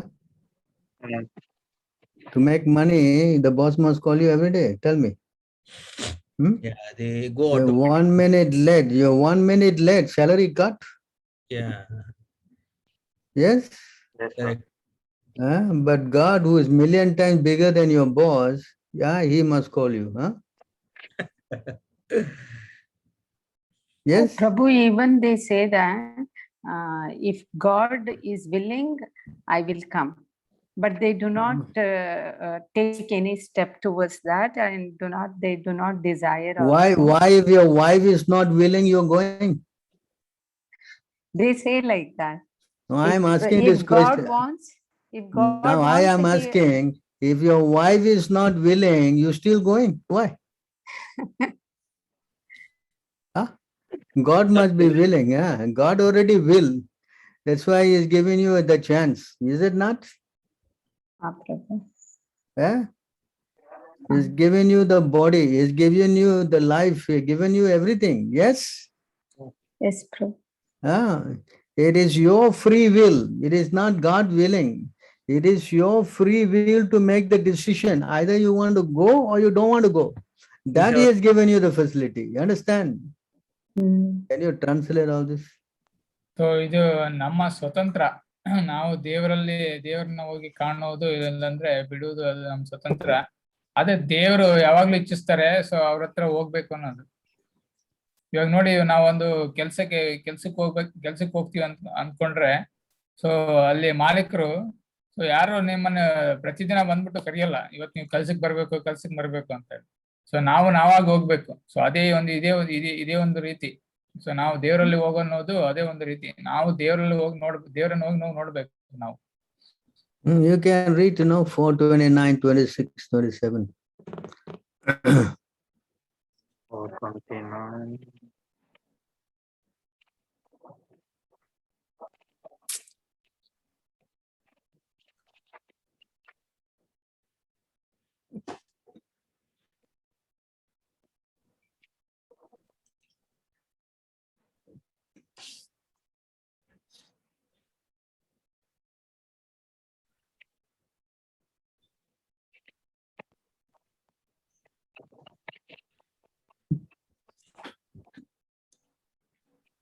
So you can see how you are given that independence, the choice to choose. You understand? It is not God willing. God is willing that you come. That is His willing. But whether you want to go or not, that's your independence. You understand this point? Hello. 4:29, Hmm. 26, 27, right? 26, 27. Yes. 4:29, 26, 27. Can you read it? ಇದೇನಾ ಪ್ರಭು? ಇದೆ, ಓದಿ. ಜೀವಿಯು ಸ್ವಭಾವತಃ ತನ್ನ ಸೌಭಾಗ್ಯವನ್ನು ಅಥವಾ ದೌರ್ಭಾಗ್ಯವನ್ನು ಆಯ್ದುಕೊಳ್ಳಲು ಅತ್ಯಲ್ಪವಾದ ಸ್ವಾತಂತ್ರ್ಯವನ್ನು ಪಡೆದುಕೊಂಡಿರುತ್ತಾನೆ. ಆದರೆ ಆತನು ತನ್ನ ಪರಮ ಒಡೆಯನಾದ ದೇವೋತ್ತಮ ಪರಮ ಪುರುಷನನ್ನು ಮರೆತಾಗ ಭೌತಿಕ ಪ್ರಕೃತಿ ಗುಣಗಳಿಗೆ ಶರಣಾಗುತ್ತಾನೆ. ತ್ರಿಗುಣಗಳ ಪ್ರಭಾವದಿಂದ ತನ್ನನ್ನು ಶರೀರದೊಂದಿಗೆ ಸಮೀಕರಿಸಿಕೊಳ್ಳುತ್ತಾನೆ. ದೇಹದ ಒಳತಿಗಾಗಿ ನಾನಾ ವಿಧದ ಕಾರ್ಯಗಳಿಗೆ ಅಂಟಿಕೊಳ್ಳುತ್ತಾನೆ. ಕೆಲವೊಮ್ಮೆ ತಮೋಗುಣದ ಪ್ರಭಾವಕ್ಕೆ, ಕೆಲವೊಮ್ಮೆ ರಜೋಗುಣ ಅಥವಾ ಸತ್ವಗುಣದ ಪ್ರಭಾವಕ್ಕೆ ವಶನಾಗುತ್ತಾನೆ. ಜೀವಿಯು ಈ ಪ್ರಕಾರವಾಗಿ ಭೌತ ಪ್ರಕೃತಿ ಗುಣಗಳಿಗೆ ವಶನಾಗಿ ನಾನಾ ವಿಧವಾದ ಶರೀರಗಳನ್ನು ಪಡೆಯುತ್ತಾನೆ. ಹರೇ ಕೃಷ್ಣ ಪ್ರಭು. Is it clear? Yes. It's not God willing. God is not willing you suffer, no? Any God will like to do that. Any parent like to see their kids suffer? ಯಾರು ತಮ್ಮ ಮಕ್ಕಳನ್ನ, ಯಾರು ತಂದೆ ತಾಯಿಗಳು ತಮ್ಮ ಮಕ್ಕಳನ್ನ ಕಷ್ಟ ಪಡುವುದಿಲ್ಲ, ಇಲ್ಲಾಂದ್ರೆ ಕಷ್ಟದಲ್ಲಿ ಇರುವುದಂತವನ್ನ ಯಾರು ನೋಡ್ಲಿಕ್ಕೆ ಇಚ್ಛೆ ಪಡುವುದಿಲ್ಲ. ಅದೇ ರೀತಿ ಸೊ ದೇವರನ್ನವರು ಯಾರು ತಮ್ಮ ಭಕ್ತರನ್ನ ಕಷ್ಟದಲ್ಲಿ ಇರ್ಬೇಕು ಅಂತೇಳಿ ಅವ್ರಿಗೆ ಯಾವತ್ತೂ ಇಚ್ಛೆ ಇರುವುದಿಲ್ಲ. Tell me. So therefore, God is willing that you come back. That is His willing. But you not going. You don't want to go. That's your point. That's the object, You understand? So ನಾವು ದೇವರನ್ನ ನೋಡ್ಲಿಕ್ಕೆ ಇಚ್ಛೆ ಪಡುವುದಿಲ್ಲ. ಆದ ಕಾರಣದಿಂದ ಈ ಒಂದು ರೀತಿಯ ಒಂದು ವಾಕ್ಯಗಳನ್ನ ಆಡ್ತೀವಿ ನಾವು ಇಲ್ಲಿ. Yes. Yes. So how, Sanatan, how you like the program? Hello?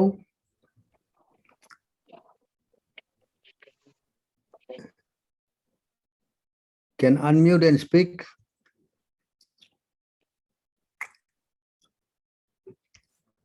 You see there? Yes, Prabhu, is online. He's not speaking.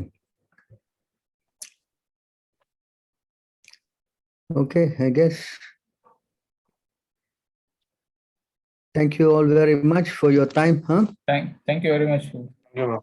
Thank you very much, Prabhu. Hare Krishna. Dandavat Hare pranam. Krishna. All glories to Srila Prabhupada, huh? Hare Krishna. And all glories to you also, Prabhu. Thank you. Hare Krishna, all glories. Hare Krishna. Hare Krishna. Hare Krishna. Thank you, Pawan Prabhu. Thank you, Hare Nandakishore Krishna. Prabhu. Hare Krishna. Hare Krishna.